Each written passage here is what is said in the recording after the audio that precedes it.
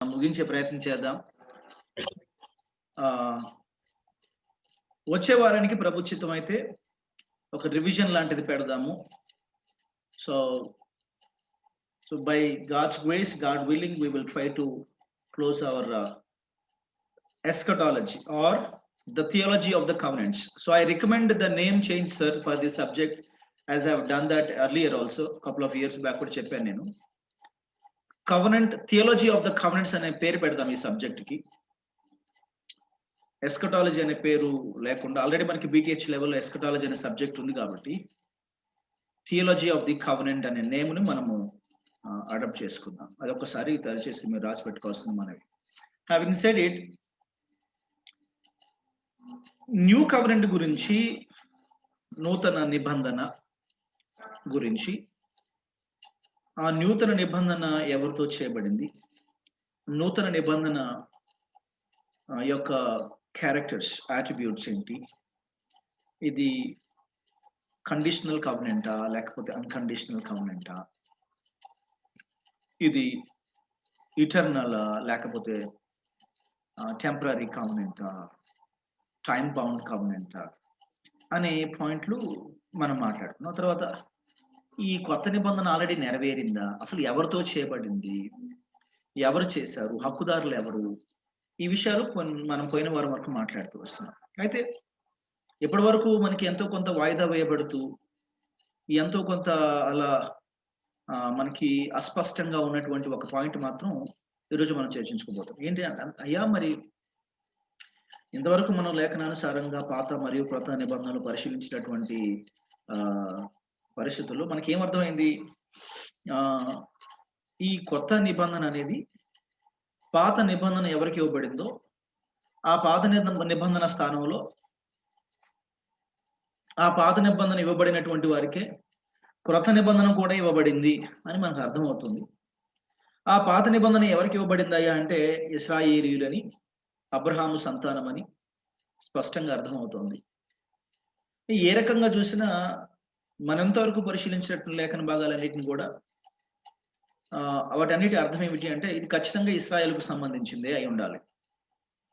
ఇశ్రాయేలుకు సంబంధించింది అయి ఉన్నప్పుడు మరి ఇందులో సంఘానికి ఉన్నటువంటి పాత్ర ఏమిటి, సంఘం ఎలా చర్చలోకి వచ్చింది, సంఘం యొక్క ఎలా ఈ కొత్త నిబంధనలో పాలి భాగస్థురాలైంది అనే ప్రశ్న అందరి మనసులో ఉండిపోయింది. అంటే మరి ఇంతకాలం కొత్త నిబంధన అంటే మనది, కొత్త నిబంధన పాత నిబంధన వాళ్ళది, కొత్త నిబంధన మనది, పాత నిబంధన వాళ్ళది, కొత్త నిబంధన మనది అనుకుంటూ అలా నేర్చుకుని అలా బోధిస్తూ వచ్చాం కదా. ఇప్పుడు మన చర్చలో తేలిన అంశం ఏమిటి, కొత్త నిబంధన అంటే మనది కాదు, పాత నిబంధన ఎవరిదో, కొత్త నిబంధన కూడా వారిదే. మరి ఇప్పుడు మనం ఎవరు, what is our relationship to the covenant అనే ప్రశ్న అందరికీ దాదాపు మనసులో మెదులుతూ ఉండేది. ఈరోజు మనం దాని గురించి మాట్లాడుకుంటాం. What is the relationship of the church with the new covenant. అయితే కొత్త నిబంధనలో, పాత నిబంధనలో ఎట్లాగో కవెనెంట్ కి సంబంధించి చాలా రెఫరెన్సెస్ ఉన్నాయి, అది విషయం కాదు ఇక్కడ. కానీ క్రొత్త నిబంధనలో కూడా there are references for the new covenant. New covenant కి కొత్త నిబంధనలోని రెఫరెన్సెస్ మనం పరిశీలన చేద్దాం ఒక్కోసారి. రైట్, ముందుగా లూకా సువార్త 22వ అధ్యాయము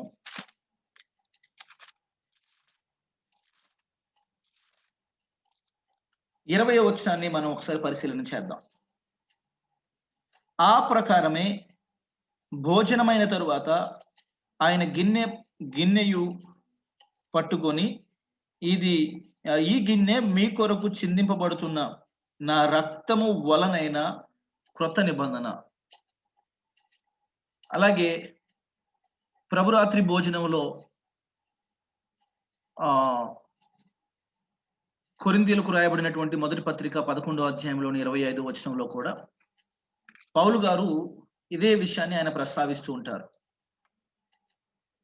నాకు ఆ ప్రకారమే భోజనమైన పిమ్మట ఆయన పాత్రను ఎత్తుకొని, ఈ పాత్ర నా రక్తము వలనైన క్రొత్త నిబంధన. మీరు దీనిలోనిది త్రాగునప్పుడెల్లా నన్ను జ్ఞాపకం చేసుకొనుటకై దీనిని చేయుడని చెప్పెను.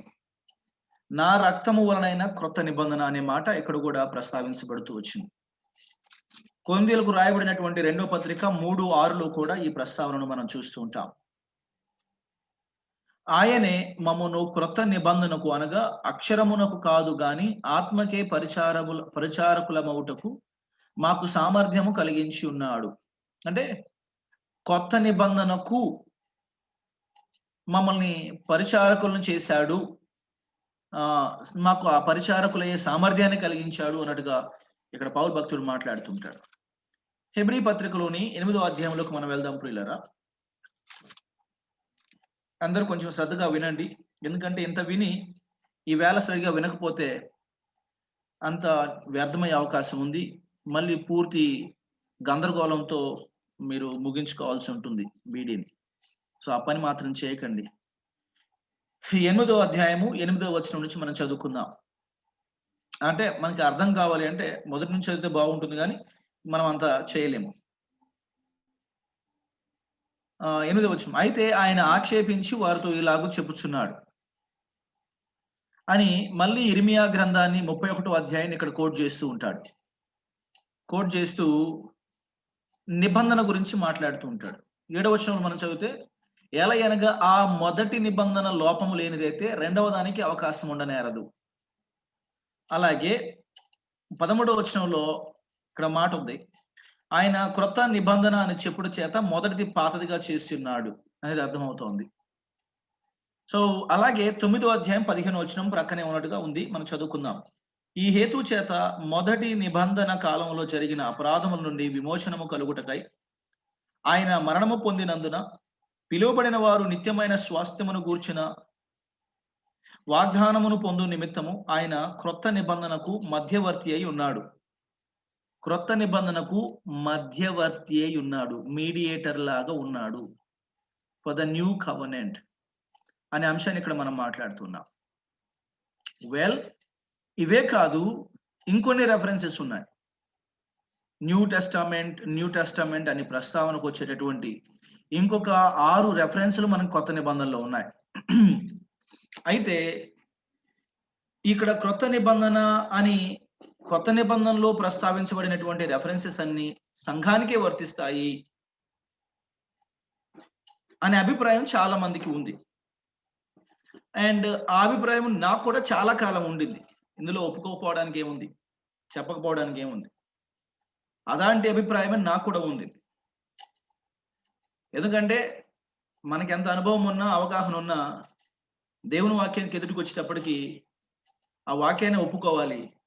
నా అన్నేళ్ల అనుభవములో అది నేను తప్పుగా బోధించానని చెప్పుకోవటం ఏమాత్రం బాధపడాల్సినటువంటి అంశం లేదు. నాకు అవగాహన రాహిత్యం వల్ల అలా జరిగింది. కానీ దేవుని వాక్యం చెప్పినప్పుడు కూడా ఏముందులే, ఇంతకాలం మేనేజ్ చేసాం, ఇక ముందు కూడా మేనేజ్ చేద్దాం, న్యాయం కాదండి. నన్ను గెలిపించుకొని దేవుని వాక్యాన్ని ఓడించే ప్రయత్నం చేయడం న్యాయం కాదు కదా. రైట్.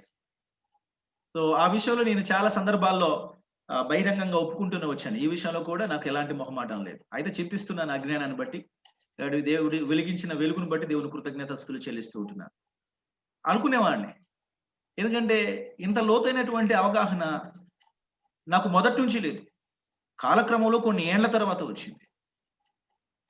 సో ఈలోగా కొన్ని పొరపాట్లు జరిగిపోయినాయి. చాలా విషయాలలో మన బోధ లోకంలోకి వెళ్ళిపోయింది. విషయం ఏమిటి?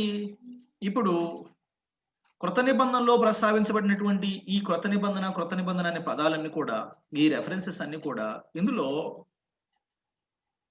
ఇర్మియా గ్రంథాన్ని కోట్ చేస్తూ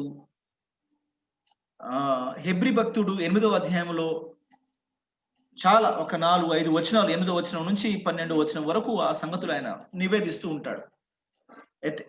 ఎట్ లెంత్ ఆయన కోట్ చేస్తాడు. కొటేషన్ మొత్తం కూడా దాదాపుగా కోట్ చేసే ప్రయత్నం చేస్తూ ఉంటాడు. అయితే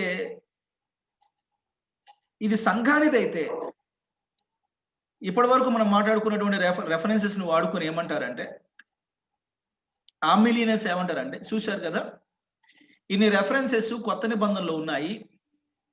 ఈ కొత్త నిబంధనలో సంఘానికి సంబంధించి సంఘానికి అనుబంధంగానే ఈ రెఫరెన్సెస్ వాడబడ్డాయి. మరి సంఘానికి సంబంధించి ఈ రెఫరెన్సెస్ వాడబడినప్పుడు క్రొత్త నిబంధన యొక్క స్వీకర్తలు, కొత్త నిబంధన యొక్క హక్కుదారులు, క్రొత్త నిబంధనని నెరవేర్చేటటువంటి వారు సంఘం కాకపోతే ఇంకెవరవుతారు? ఇవి సంఘానికి అన్నట్టేగా ఈ లేఖనాలు రాయబడినప్పుడు ఖచ్చితంగా సంఘం అంటే కొత్త నిబంధన సంఘం ద్వారానే నెరవేరుతుంది. క్రొత్త నిబంధన సంఘం విషయంలోనే నెరవేరుతుంది. క్రొత్త నిబంధన తాలూకు దీవెనలన్నీ కూడా సంఘం మీదకి ఉన్నాయి. ఇప్పుడు ఆల్రెడీ సంఘం విషయంలో న్యూ కవెనెంట్ నెరవేరుతుంది కాబట్టి ఇక మీరన్నట్టు అంటే మనం అన్నట్టు మీరన్నట్టు భవిష్యత్తులో ఒక మిలీనియం ఉండాలి. ఆ మిలీనియంలో ఈ న్యూ కవెనెంట్ నెరవేరాలి. అది ఇశ్రాయేలీయుల విషయంలో నెరవేరాలి. అది మెసయా పరిపాలనలో నెరవేరాలి. ఇది ఆల్రెడీ సంఘం విషయంలో నెరవేరుతూ ఉంటుండగా మళ్ళీ ఇంకా ఇశ్రాయేలు విషయంలో భవిష్యత్తులో మిలీనియం, ఆ మిలీనియంలో ఇజ్రాయేలు, ఆ ఇజ్రాయేలు విషయంలో క్రీస్తు ప్రభుల వారికి నాయకుడిగా ఉండి రాజుగా ఉండి అప్పుడు నెరవేరుతాయంటే అసంబద్ధం. ఇది సంఘానికి సంబంధించింది అయితే సంఘం ఇప్పుడే ఉంది, ఇప్పుడే నెరవేరుతూ ఉన్నట్టుగా మనం అర్థం చేసుకోవాలని ఆ మిలీనియల్ వాదులు చెప్తూ ఉంటారు. అయితే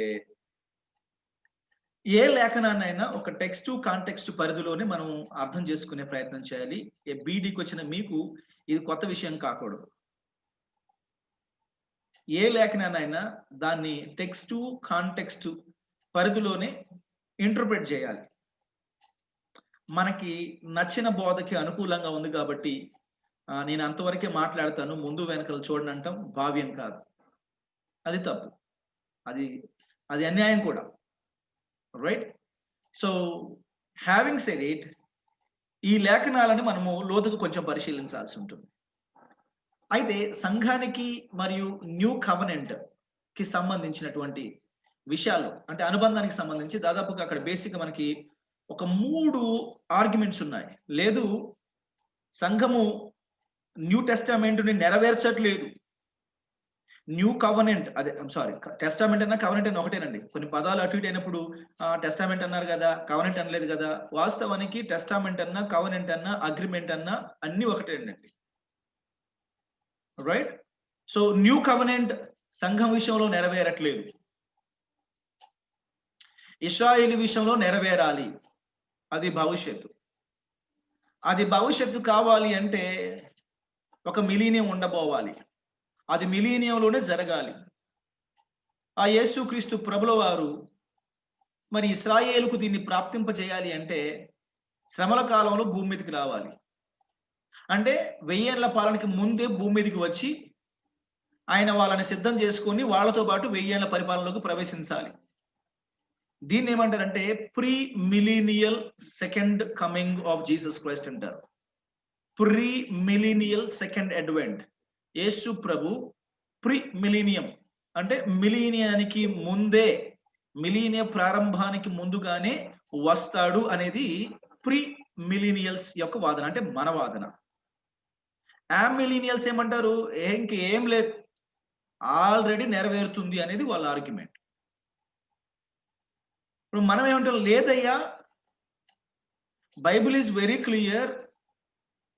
ఎందుకంటే ప్రవక్తల కాలంలో న్యూ కవెనెంట్ ఫ్యూచర్ గా ఉంది, అపోస్తుల కాలంలో కూడా న్యూ కవెనెంట్ ఫ్యూచర్ గానే ఉంది, రోమన్స్ లో చూసినా న్యూ కవెనెంట్ ఇంకా ఫ్యూచర్ గానే ఉంది. 11వ అధ్యాయం 26, 27, 25, 26, 27 ప్రకారం. So it is still the future. Apostles కూడా ఇది ఫ్యూచర్ అని చెప్తున్నప్పుడు మళ్ళీ ఆల్రెడీ సంఘం విషయంలో నెరవేరుతున్నట్టుగా చెప్పుకోవటం న్యాయం కాదు కదా అనేది మనం చేసే ఆర్గ్యుమెంట్. అయితే ప్రీ మిలీనియల్స్ లోనే అంటే యేసు ప్రభు మిలియనానికి ముందే వస్తాడు అని వాదించే మనలాంటి వాళ్ళలో 3 ఆర్గ్యుమెంట్స్ ఉన్నాయండి. ప్రెడామినెంట్ గా 3 ఆర్గ్యుమెంట్స్ ఉన్నాయి. వారిలో డార్బీ, జేఎన్ డార్బీ అనే ఆయనది ఒక ఆర్గ్యుమెంట్ ఉంది అని నేను చెప్తాను. అలాగే విలియం స్కోఫీల్డ్ అనే ఆయనది కూడా ఒక ఆర్గ్యుమెంట్ ఉంది. విలియం స్కోఫీల్డ్ అనగా మీ అందరికీ తెలిసిన నేను అనుకుంటున్నాను. Scofield reference Bible. అలాగే గ్యాప్ థియరీ అని ప్రీ అడమిక్ రేస్ అనేది మీరు విన్నారా? గ్యాప్ థియరీ విన్నారా? వీటికి ఆయన ఆద్యుడు ఆయన పేరు విలియం స్కోఫీల్డ్ గారు. ఇంకా మూడవ ఆర్గ్యుమెంట్ ఒకటి ఉంది, వాటి గురించి మనం మాట్లాడుకుందాము. దానికి ప్రత్యేకమైనటువంటి పర్సన్ ఎవరు లేరు, కానీ there is a whole general గా ఒక వ్యూ ఉంది, థర్డ్ వ్యూ ఉంది. ముందు మనము డార్బీ యొక్క వ్యూని మాట్లాడుకుందాం. డార్బీ గారు చాలా క్రిస్టల్ క్లియర్ గా ఏం మాట్లాడతారంటే, ఈ న్యూ కవెనెంట్ అనేది స్క్రిప్చరల్ గా దేవుడు ఇశ్రాయేలు మరియు యూదా కుటుంబంతో చేశాడు. అది వాళ్ళ విషయంలోనే భవిష్యత్తులో నిజమవుతుంది. సంఘానికి అసలు న్యూ కవెనెంట్ కి ఏ సంబంధం లేదు అని అవుట్ రైట్ గా ఆయన తేల్చేశారు. ఎవరు? జేఎన్ డార్బీ గారు. పండితులండి, మంచి దైవ పండితులు వీళ్ళు, వాక్య అవగాహన ఉన్నటువంటి వాళ్ళు. అయితే ఇక్కడ కొన్ని వివరణలు ఆయన ఇచ్చే ప్రయత్నం చేస్తుంటున్నారు. ఏంటనే, అయ్యా మరి మనం కూడా దాంట్లో పాలు భాగస్థలం అన్నట్టుగానే ఉంది కదా న్యూ టెస్టిమెంట్ లో అంటే, అవును. ఎలాగంటే, దిస్ న్యూ కవెనెంట్ అనేది యేసు క్రీస్తు రక్తము ఆధారితంగా స్థాపించబడింది. యేసు క్రీస్తు రక్తము ఆధారితంగా స్థాపించబడినటువంటి ఈ కవెనెంట్ యేసు క్రీస్తు రక్తం మూలంగా ఎంతో కొంత ఆశీర్వాదం పొందుకున్నటువంటి అన్యజనులు యేసుక్రీస్తు రక్తం మూలంగా ఎంతో కొంత spiritual benefit, spiritual blessing, spiritual hope వాళ్ళకి కలిగినంత మాత్రాన, అనుగ్రహించబడినంత మాత్రాన పూర్తి హక్కుదారులం మేమే. దీన్ని నేను మీకు వివరించే ప్రయత్నం చేస్తాను, మీకు అర్థం కావాలి కాబట్టి. ఆవేళ ఐగుప్తులో నుంచి బయలుదేరిన రాత్రి ఇశ్రాయేలు సర్వ సమూహముతో, సమాజముతో, అసంఖ్యాకులైనటువంటి అన్యజనులు కూడా బయలుదేరి వచ్చారని దేవుని వాక్యం సెలవిస్తుంది. అవునా? మీరెవరైనా నిర్గమాకాండం 12వ అధ్యాయం చదివితే ఖచ్చితంగా అసంఖ్యాకులైనటువంటి అన్యజనులు కూడా ఇశ్రాయేలుతో బయలుదేరి వచ్చారు. అవునండి? మిశ్రిత జనాంగం. ఎస్ అండి, మిశ్రిత జనాంగం. అలాగా వారు ఇశ్రాయేలీలతో వస్తూ వారందరూ ఆ దారి పొడవున దేవుని చేత చేయబడుతూ వస్తున్నటువంటి ఇశ్రాయేలీల కొరకైనటువంటి అద్భుత కార్యాలలో వాళ్ళ పాలు భాగస్థులయ్యారా లేదా? ఎర్ర సముద్రం దాటడం వాళ్ళకు కూడా సాధ్యమైందా లేదండి? మేఘస్తంభం వారి మీద, అగ్నిస్తంభం కూడా వారి మీద ఉండిందా? వారికి కూడా మన్నా దొరికిందా? వారికి కూడా పూరేళ్లు దొరికాయా? వారు కూడా రైట్, మీకు నేను చెప్పనక్కర్లేదు. అలాగని చెప్పి వాళ్ళందరూ స్వాస్థ్యం కోసం పోరాడారా? వాళ్ళకి స్వాస్థ్యాలు ఇవ్వబడ్డాయా? దేశం వాళ్ళకి విభాగింపబడిందా? ఇశ్రాయేలీలకు సంబంధించినటువంటి భౌతిక ఆశీర్వాదాలు, భౌతిక స్వాస్థ్యాలు, అదే విధంగా వాళ్ళ భక్తికి సంబంధించిన, మందిరానికి సంబంధించిన, పెళ్లిళ్ళు, పేరెంటాలకు సంబంధించిన వ్యవహారాలకు, విధి విధానాలకు సంబంధించినటువంటి వాటిలో వాళ్ళకి భాగస్వామ్యం ఉండిందా? వాళ్ళ శాసనాలకి శాసనకర్తలుగాను, పరిపాలకులుగాను వాళ్ళకి అవకాశం ఉండిందా? కేవలము ఒక అన్యజనంగా వారి మధ్య నివసించటానికి దేవుడు వారిని అనుమతించాడు. అలాగని చెప్పి మేం కూడా హక్కుదారులమే, మేము హక్కుదారులం కాకపోతే మేమెట్టా ఎర్ర సముద్రం నుంచి నడిచి రాగలిగాం? మేము హక్కుదారులం కాకపోతే మా మీద ఎట్టా అగ్నిస్తంభం ఉండింది? మేము హక్కుదారులం కాకపోతే మమ్మల్ని ఎందుకు పోషించాడు 40 సంవత్సరాల అరణ్యంలో? మేము హక్కుదారులం కాకపోతే మమ్మల్ని ఎందుకు కాపాడుకుంటూ నడిపించుకొచ్చాడు ఈ 40 సంవత్సరాలు? అంటే ఇప్పుడు నేను చేసిన తప్పేంటి? మిమ్మల్ని కాపాడమే నేను చేసిన తప్పు అంటే you mean to say that, అంతే కదండి సార్? కానీ ఇశ్రాయేల్ ప్రభు అన్యుడు ఇశ్రాయేల్లో చేరాలంటే దానికి అవకాశం కల్పించాడు కదండి. అయితే వాళ్ళని మనం ప్రొసలైట్ జ్యూస్ అంటాం సార్, కన్వర్టెడ్ జూ. అది ఇంకో విషయం ఇక్కడ మీరు మరి ఎవరి గోత్రానికి సంబంధిస్తాడంటే వాడు? వాళ్ళకి గోత్రాలు ఏమి ఇవ్వబడవండి, వాళ్ళకి స్వాస్థ్యం ఉండదు, గోత్రం ఉండదు సార్. వాళ్ళు they just live with the other people అండి. ఎస్, ఇప్పుడు ఇథియోపియా దేశం నుంచి ఒక నపుంసకుడు వచ్చి మొక్కిపోతున్నాడు సార్. అపోస్తల కార్యంలో మీరు చూస్తుంటారు. అవునండి, అవును. ఆయన ప్రొసలైట్ జూ, యెరూషలేము దేవాలయానికి వచ్చి ఎందుకు మొక్కిపోతున్నాడయ్యా అంటే ఆయన ఒక కన్వర్టెడ్ జూ. భక్తి విషయాల్లో మాత్రమే సార్ వాళ్ళు, స్వాస్థ్యానికి, పెళ్లిళ్ళకి, పేరెంటాలకి వాళ్ళు పనికిరారు. కేవలము రిలీజియస్ విషయాల్లో మాత్రమే వాళ్ళ కన్వర్షన్ పనిచేస్తుంది. మీకు అర్థమవుతుంది నేను అనుకుంటున్నాను. ఓకే అండి. ఇప్పుడు కామన్వెల్త్ ఆఫ్ ఇజ్రాయెల్ లో మనం తెచ్చేటంటే అర్థం ఏంటండి? కామన్వెల్త్ ఆఫ్ ఇజ్రాయెల్ లో మనల్ని అన్యుల్ని దేవుడు తీసుకొచ్చి కలిపాడంటే అర్థం ఏంటి? ఇప్పుడు ఓకే, మనం మాట్లాడదాం సార్, మనం పాయింట్ బై పాయింట్ మాట్లాడుకుంటూ వెళ్దాము. ఎస్, అదే చర్చలో ఉన్నాము. సో మీరు అడిగినటువంటి ప్రశ్నకి ఏంటంటే, ప్రొసలైట్ జ్యూస్ ఉన్నారు. ఇప్పుడు ఈ ప్రొసలైట్ జ్యూస్ లో వాళ్ళకి స్వాస్థ్యాలు ఇవ్వబడవు, వాళ్ళ దేశం వాళ్ళదే, వాళ్ళ భాష వాళ్ళదే. కానీ మతపరమైనటువంటి విషయాల్లో వాళ్ళు యూదుల దేవుణ్ణి మొక్కుతారు, యూదుల భక్తి ఆచారాలను అనుసరిస్తారు, యూదుల దేవాలయానికి స్వేచ్ఛగా రాగలుగుతారు, పోగలుగుతారు. ఇది ప్రొసలైటిక్ జూకున్నటువంటి అవకాశాలేనానండి, వారికి ఉన్నటువంటి అడ్వాంటేజెస్ అయినా అనండి. ఐఎమ్ ప్రొసలైట్ కాబట్టి I want possession in the land అంటే మేబీ ఇప్పుడు వాళ్ళకు ఉన్నటువంటి సివిల్, అగైన్ ఇక్కడ సివిల్ లా వస్తుంది. సివిల్ లా ప్రకారం ఎవడైనా కొనుక్కునే విషయాలలో వాళ్ళ అమెండ్మెంట్ ప్రకారం అమెండ్మెంట్ తర్వాత అమెండ్మెంట్ చేస్తూ వచ్చారు కాబట్టి ఆ సివిల్ రూల్ ప్రకారము ఇప్పుడు మొన్నటి వరకు కాశ్మీరీ ఏతరులు ఎవరు కూడా బయటకు వచ్చి భూమిని కొనడానికి కానీ అమ్మటానికి కానీ వీలు లేదని ఒక రూల్ ఒకటి ఉంది sir. 370 article 370. yes sir, article 370. yes sir, ఇప్పుడు అది లేదనుకుంటున్నాను నేను. yes, it is abolished. yeah, having said it, ఇప్పుడు అలాంటి అమెండ్మెంట్స్ వాళ్ళకు ఉన్నాయి సార్, ఇప్పుడు అలాంటి రూల్స్ వాళ్ళకు ఉన్నాయి. దాన్ని అతిక్రమించి ఎవరు కూడా, ఇప్పుడు పరిస్థితులు మారాయి, బయట వాళ్ళు కూడా కొనుక్కుంటున్నారు, బయటకు వాళ్ళకి అమ్ముకుంటున్నారు, మొత్తం కమర్షియల్ అయిపోయింది, పరిస్థితులు మారాయి. కానీ మొదటి నుంచి స్వాస్థ్యాలు పంచిపెట్టబడినట్టు ఈ విధంగా వాళ్ళతో వచ్చినటువంటి ఇందాక మిశ్రిత జనమైనటువంటి అనులని చెప్పుకున్నాం కదా, ఆ మిశ్రిత జనమైనటువంటి అనులకు స్వాస్థ్యాలు ఇవ్వబడలేదు. But their presence in the Israel was honored and respected.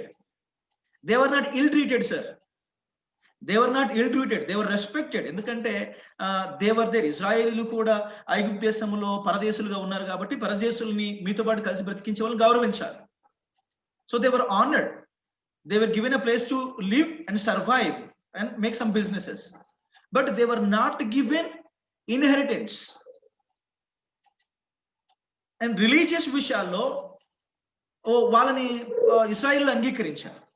So ఈ రకమైనటువంటి రిలేషన్షిప్ ఉంది. అయితే నా పాయింట్ ఏంటంటే, again let me get back to my point.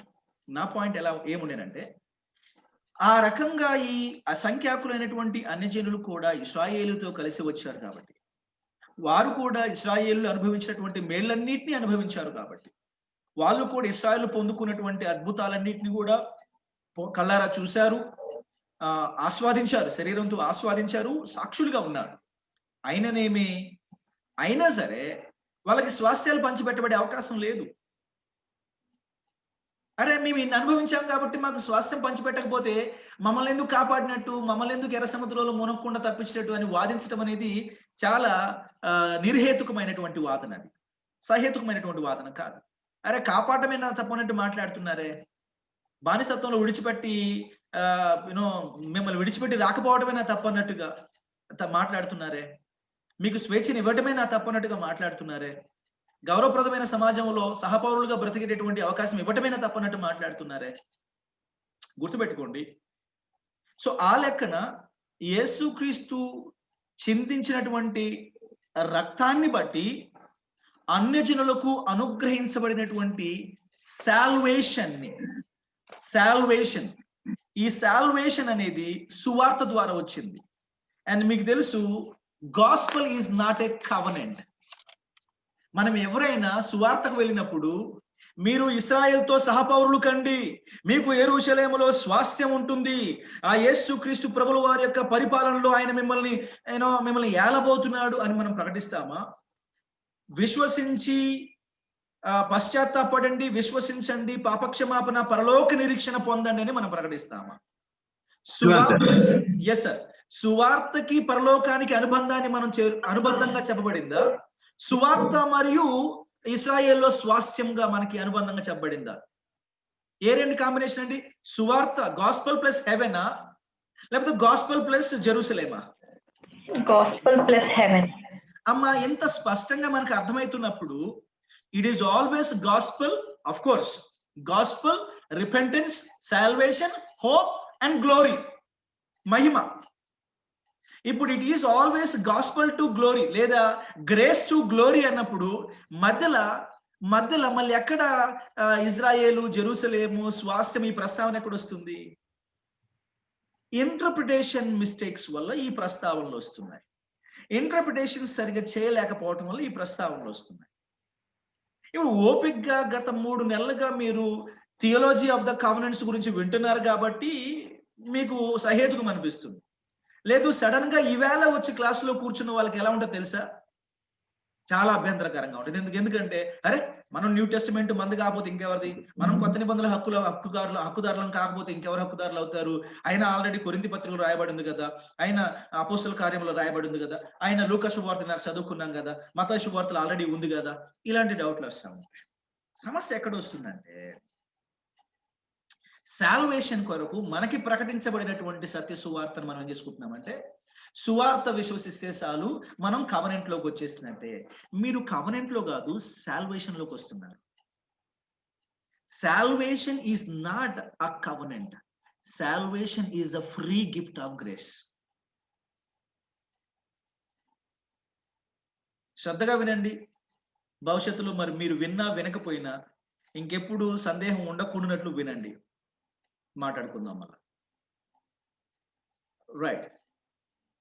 Salvation is not a covenant. Salvation is a free gift of grace.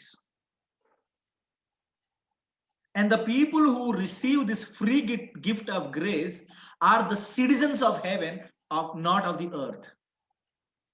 వాళ్ళు భూలోక పౌరులు car.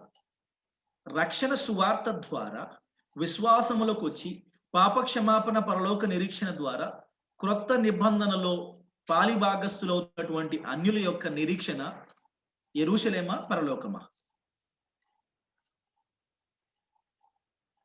ఇది పరలోకమైనప్పుడు, ఇది పరలోకమైనప్పుడు మళ్ళీ కొత్త నిబంధన సంపూర్ణంగా, న్యూ కవనెంట్ సంపూర్ణంగా చర్చి విషయంలో నెరవేరుతుందని చెప్పడం సాధ్యమవుతుందా?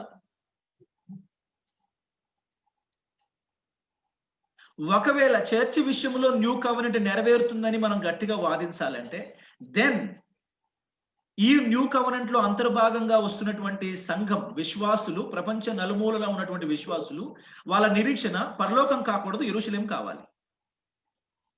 వాళ్ళ నిరీక్షణ నిత్యత్వం కాకూడదు, స్వాస్థ్యం కావాలి. మీరేమంటారు? మనది న్యూ జెరూసలేం అండి.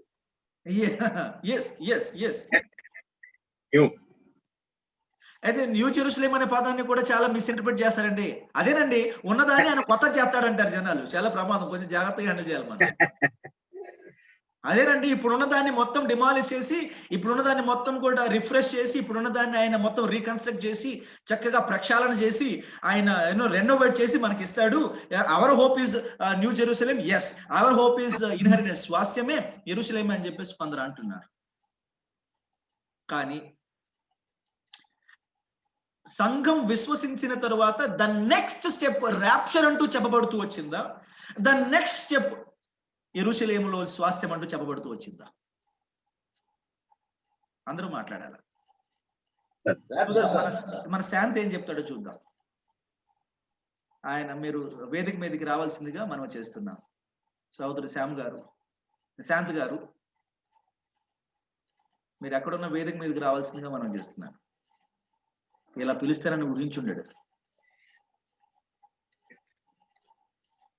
అడిగిన వాటికంటే ఊహించిన వాటికంటే ఎక్కువగా చేయగలవాడు నేనే. పిలుస్తున్నారు సార్ రక్షణ కోసం. ఇప్పుడు మన శామ్ ఉన్నాడు చూడండి, వెస్లీ శామ్. మీరు వేదిక మీద రావాల్సిందిగా మనం చేస్తున్నాం. శ్యామ్ గారు డ్రైవ్ చేస్తున్నాను, అందుకే ఐ కెనాట్. I'm driving. జాగ్రత్త అండి, జాగ్రత్త, టెన్షన్ పడద్దు, మళ్ళీ నా మీద వేస్తారు. వినుకొండ ఇమానియల్ గారు సార్, వినుకొండ ఇమానియల్ గారు.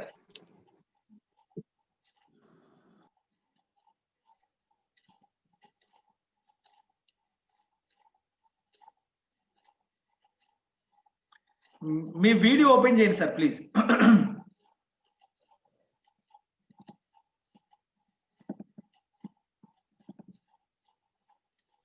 వెడ్నెస్డే వచ్చిందంటే పరిశానే.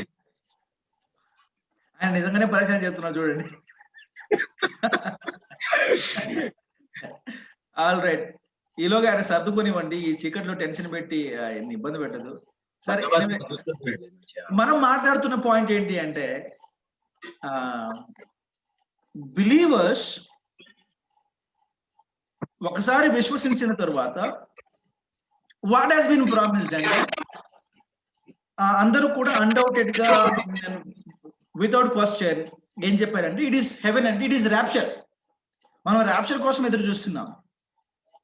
పత్రికలన్నిట్లో అందరికీ రాయబడింది ర్యాప్చరే. పరలోకం పరలోకం పరలోకం పరలోకం ఉన్నట్టుగానే రాయబడుతూ వచ్చింది. ఎవరికి కూడా ఎక్కడ ఏ సంఘానికి కూడా ఏమని ఖచ్చితంగా మనము యెరూషలేములో స్వాస్థ్యం పొందుకోబోతున్నాము లేదా ఇలాంటి వాగ్దానాలు ఏవి ఎక్కడ చేయబడలేదు. మరి చేయబడినప్పుడు సంఘము న్యూ కవెనెంట్ మొత్తానికి హక్కుదారులు. ఇక న్యూ కవెనెంట్ సంఘం విషయంలో నెరవేరుతుంది కాబట్టి ఇక ఇశ్రాయేలు విషయంలో నెరవేర్చాల్సిన అక్కరే లేదు అంటే, ఎన్నో కొన్ని ఆ న్యూ కవెనెంట్ తాలూకు దీవెనలు దేవుని యొక్క కనికరాన్ని బట్టి, దేవుని యొక్క కృపను బట్టి ఆవేళ ఇశ్రాయేలీలతో పాటు బయటికి వెళ్ళేటువంటి మిశ్రిత జనాంగం మీద పడ్డట్టుగా ఈవేళ ఆయన తన సత్య సువార్త ద్వారా కృపామూలమైనటువంటి రక్షణను లోకమందంతటా విస్తరింపజేసి మనల్ని అందరినీ యెరూషలేము కంటే ఉన్నతమైన, ఇశ్రాయేలు కంటే గొప్పదైనటువంటి పరలోక భాగ్యానికి అర్హులుగా చేసే ప్రయత్నంలో భాగంగా సువార్తను ఒకదాన్ని ఆయన మనందరికీ ప్రకటించి మనందరినీ కూడా నిత్య రాజ్యానికి వారసులుగా హక్కుదారులుగా చేసే విషయం గొప్పది కాదన్నట్టుగా చెబుతూ, అదే ఉంది గొప్ప, యెరూషలేములో స్వాస్థ్యాలు పొందుకోవడం గొప్ప, దేవుడు ఇశ్రాయేలుకి ఇచ్చినటువంటి వాగ్దానాలని మన జీవితంలో నెరవేరటం గొప్ప, అందును బట్టి సంతోషించాలి. మనం పరలోకం పోతున్నందుకు కాదు, మన పాపాలు క్షమించబడుతున్నందున కాదు, మనకి నిత్యత్వం ఉచితార్థంగా అనుగ్రహించబడుతున్నందున కాదు మనం సంతోషించాల్సింది అన్నట్టుగా కొందరి బోధ సాగుతుంది, కొందరు తీరుతెన్నులు ఉన్నాయి. ఇది ప్రమాదకరమైనటువంటి వైఖరి. ఎస్, ఎవరు అవునన్నా కాదన్నా ఈవేళ మనము పొందుకునేటటువంటి ఆశీర్వాదాల మూలం యేసుక్రీస్తు ప్రభుల వారి రక్తం. Agree? The blood of Jesus Christ is the basis of all the blessings that we receive. Yes, and of course it is the blood of Lord Jesus Christ that is the foundation of the new covenant. New covenant కూడా పునాది యేసు ప్రభువు వారి రక్తమే. ఈవేళ మనం పొందుకుంటున్నటువంటి ఆశీర్వాదాల యొక్క మూలం కూడా యేసు ప్రభువు వారి రక్తమే. ఇప్పుడు ఆ యేసుక్రీస్తు ప్రభుల వారి యొక్క రక్తము చిందించబడింది కాబట్టి ఆ mediator we are able to enjoy the blessings of the new covenant not as part of Israel but by a special invitees by the mediator, that is Lord Jesus Christ. I repeat this statement. మనము నూతన నిబంధన సంబంధమైనటువంటి ఆశీర్వాదాలు సూత్రప్రాయంగా ఆధ్యాత్మిక ఆశీర్వాదాలు, not physical blessings, only spiritual blessings. ఈ new testament కి సంబంధించినటువంటి స్పిరిచువల్ బ్లెస్సింగ్స్ ఈవేళ మనం పొందుకోవడానికి గల కారణం, మనం ఇశ్రాయేలీలో అంతర్భాగమైనట్టు కాదు, కానీ ఆ మీడియేటర్ మధ్యవర్తి అయినటువంటి యేసుక్రీస్తు ప్రభుల వారి యొక్క ప్రత్యేకమైనటువంటి ఆహ్వానం మేరకు. ఎందుకంటే రాజుగారు తన కుమారుని పెళ్లి చేయని ఉద్దేశించాడట. అలా పెళ్లి చేయని ఉద్దేశించినప్పుడు ప్రత్యేకమైనటువంటి ఆహుతులు ఏమన్నారంట, మాకు చాలా పని ఉంది అన్నాడంట. ఒకడేమో నేను పెళ్లికి పోతున్నాను, ఇంకోడు అన్నాడంటే, లేకపోతే ఇంకోడు నేను భార్యను చేసుకున్నాను ఆయనకాడికి పోతున్నాను అన్నాడు, ఇంకొకడు నేను ఎద్దులను కొన్న వాటిని చూడడానికి పోతున్నా అని చెప్పి ఎవరెవరు రకరకాల కారణాలు చెప్పి విందుకు రాలేదు. వాళ్ళు రాకపోతే ఏంది, చాలా రోడ్డు మీద ఉన్న వాళ్ళని పిలుచుకురండి అని. నా ఇప్పుడు మనము రోమా పత్రికలో మాట్లాడుకుంటున్నట్టు 11వ అధ్యాయంలో మాట్లాడుకున్నట్టు, ఇశ్రాయేలీయుల్ని కొంతకాలం ఆయన ప్రక్కన పెట్టినంత మాత్రాన వాళ్ళను పూర్తిగా తృణీకరించినట్టు కాదు. ఇశ్రాయేలీయుల్ని కొంతకాలం ఆయన నిశ్శబ్దంలో పెట్టినంత మాత్రాన, వాళ్ళని కొంతకాలం పట్టించుకోనంత మాత్రాన పూర్తిగా విడిచిపెట్టినట్టు కాదు. విడిచిపెట్టడం సాధ్యం కాదు. ఎందుకంటే వాళ్ళేమో కవనెంట్ పీపుల్, మనమేమో వాళ్ళు కవనెంట్ పీపుల్ అవుతే వీఆర్ ద పీపుల్, తన ప్రజలు కానటువంటి వాళ్ళు, తన ప్రియురాలు కానటువంటి వాళ్ళము. అలాంటి వాళ్ళమైన మనల్ని మన పట్ల వాత్సల్యంతో, మన పట్ల జాలితోటి ఆయన నూతన నిబంధన సంబంధమైనటువంటి ఆధ్యాత్మిక ఆశీర్వాదాలు మనకు అనుగ్రహిస్తున్నాడు. ఈ పని ఎందుకు చేస్తున్నాడు అంటే, మనము రోమపత్రిక 11వ అధ్యాయం చదివితే ఒక మాట అర్థమవుతుంది. 11వ అధ్యాయంలో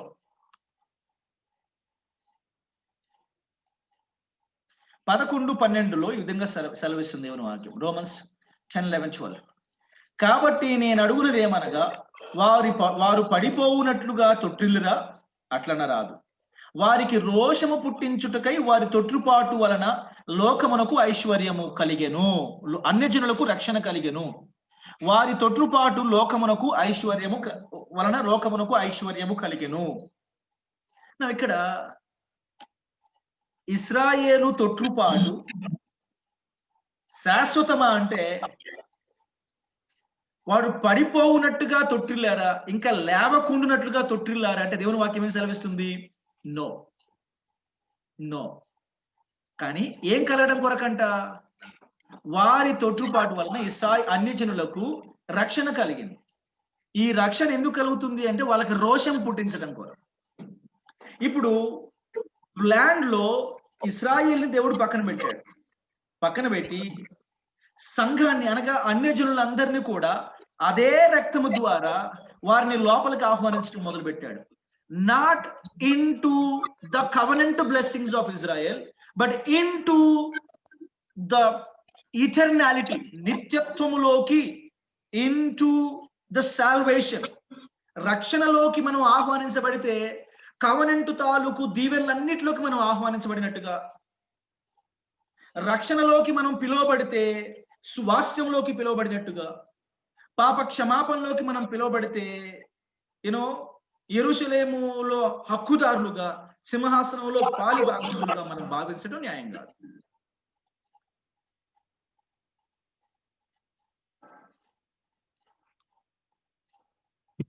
ఇప్పుడు ఇశ్రాయేల్ను పక్కన పెట్టి అన్ని జనులతో వ్యవహరిస్తున్నాడు.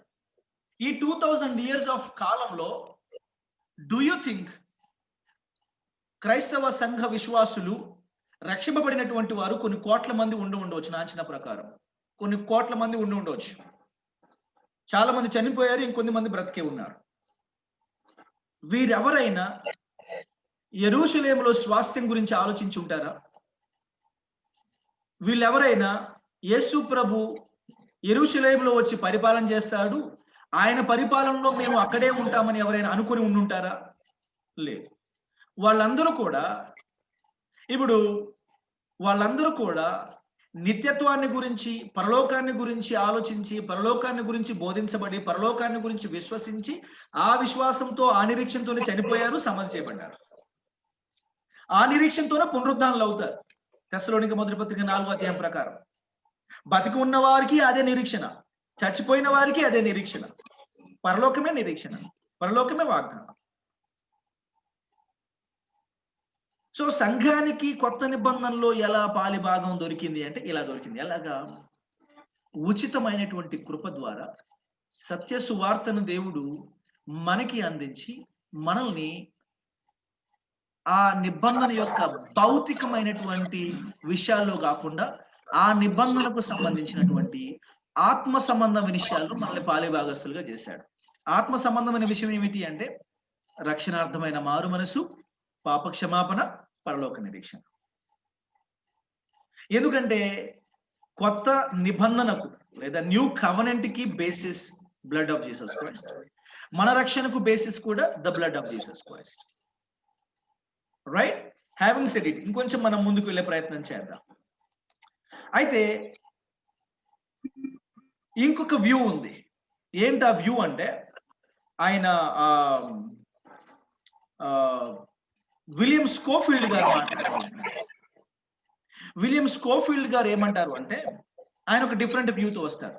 బట్ మాక్సిమం డార్బీ గారు చెప్పిన వాటితో ఏకీభవిస్తూ, డార్బీ గారు చెప్పినటువంటి వాటితో ఏకీభవిస్తూ డార్బీ గారు ఏమన్నాడంటే కొత్త నిబంధన తాలూకు ఆత్మీయ ఆశీర్వాదాలు సంఘానికి ఇవ్వబడుతున్నాయి.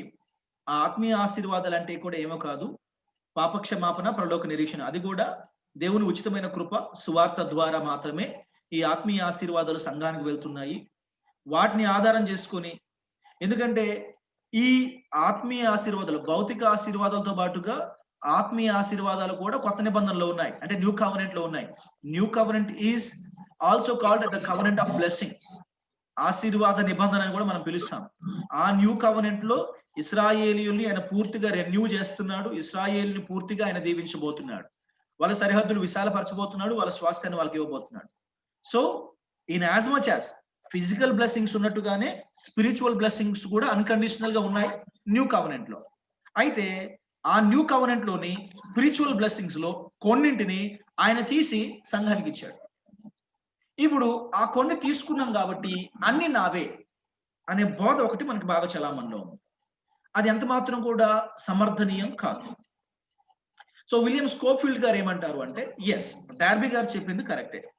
అయితే విలియం స్కోఫీల్డ్ గారి యొక్క అంచనా ప్రకారము ఆయన ఏమంటారు అంటే ఇస్రాయేలే న్యూ కవెనెంట్ కి సంపూర్ణ హక్కుదారు. ఇస్రాయేలే the physical descendant of Abraham, the physical seed of Abraham. అయితే పరిశుద్ధ గ్రంథమైనటువంటి బైబిల్లో చెప్పబడినట్టు సంఘం కూడా నూతన లేదా న్యూ కవెనెంట్ కొత్త నిబంధన తాలూకు దీవెన్లు పొందుకుంటుంది.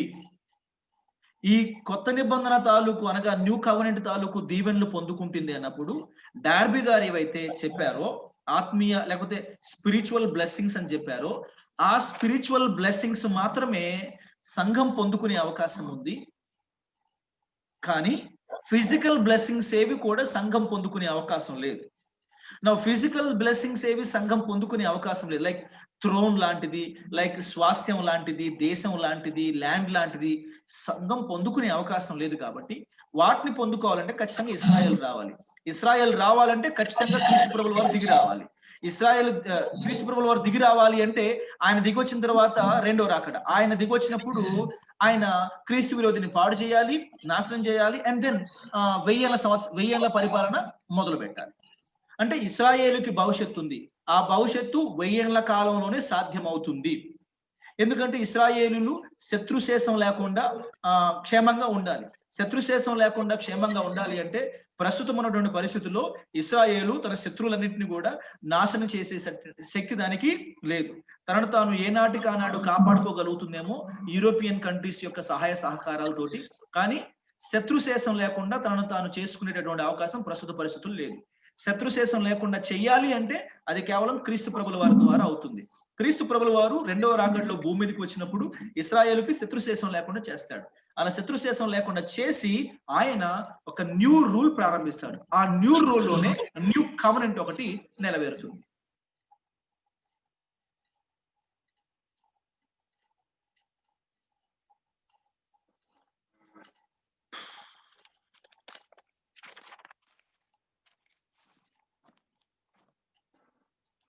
రైట్. విలియం స్కోఫీల్డ్ గారు అన్నట్టు సంఘానికి ఒకటి, ఇజ్రాయెల్కి ఒకటి, రెండు కవెనెంట్స్ లేవు. న్యూ కవెనెంట్ అనేది ఒకటే. న్యూ కవెనెంట్ అనేది ఒకటే. వస్తున్నటువంటి గందరగోళం వల్ల దాన్ని గ్రహించడంలో జరిగే లోపమే కానీ ఇందులో రెండు నిబంధనలు లేవు. చాలా మంది ఏమంటారంటే ఈజీగా తప్పించుకోవడం కొరకు, అయ్యా అది సంఘానికి ఒకటి, ఇజ్రాయెల్కి ఒకటి, అది వేరే ఇది వేరే. నో, రెండు ఒకటే, రెండు ఒకటే. అండ్ ఆల్వేస్ రిమెంబర్, యేసు ప్రభుల వారి దగ్గరికి తూరు సీతూరు ప్రాంతం నుంచి ఒక కానాను స్త్రీ వచ్చి తన బిడ్డ విషయం ప్రభు దగ్గర మొదలుపెట్టినప్పుడు ప్రభు వారు ఏమంటారండి? కుక్క పిల్లల రొట్టె ముక్క తీసి, పిల్లల రొట్టె ముక్క తీసి కుక్కలకు వేయకు. అప్పుడు ఆమె ఏమంటది తెలుసా? కుక్కలు కూడా ముక్కలతోనే బతుకుతాయి. బల్ల మీద నుండి రొట్టె ముక్క జారిపడే రొట్టె ముక్కలు. అర్థమైంది అనుకుంటాను. ఇప్పుడు దాంట్లో చాలా జ్ఞానం ఉంది. మనం గ్రహించే ప్రయత్నం చేస్తే మనం ఏమంటామంటే చర్చ్ న్యూ కవెనెంట్ లో భాగమే, దాన్ని ఎవరు కాదంటారు. అయితే మనం ఏమంటామంటే వాళ్ళ దగ్గర నుంచి రొట్టె ముక్క ఓడనికి నా నోట్లో పెట్టాలి అన్నాడు. నేను వాస్తవానికి ఆవిడ మాట్లాడిన మాటలకు అర్థం ఏమిటి అంటే, ఇశ్రాయేలీయులకు వాగ్దానం చేయబడినటువంటి న్యూ కవెనెంట్ లోని స్పిరిచువల్ బ్లెస్సింగ్స్, పాప క్షమాపణకు సంబంధించినటువంటి స్పిరిచువల్ బ్లెస్సింగ్స్ ఆయన సంఘానికి కూడా ఇచ్చాడు. మనకి కూడా ఆయన పంచాడు. కాబట్టి అసలు ఇశ్రాయేలుకి భవిష్యత్తే లేదని మాట్లాడడం శోచనీయం.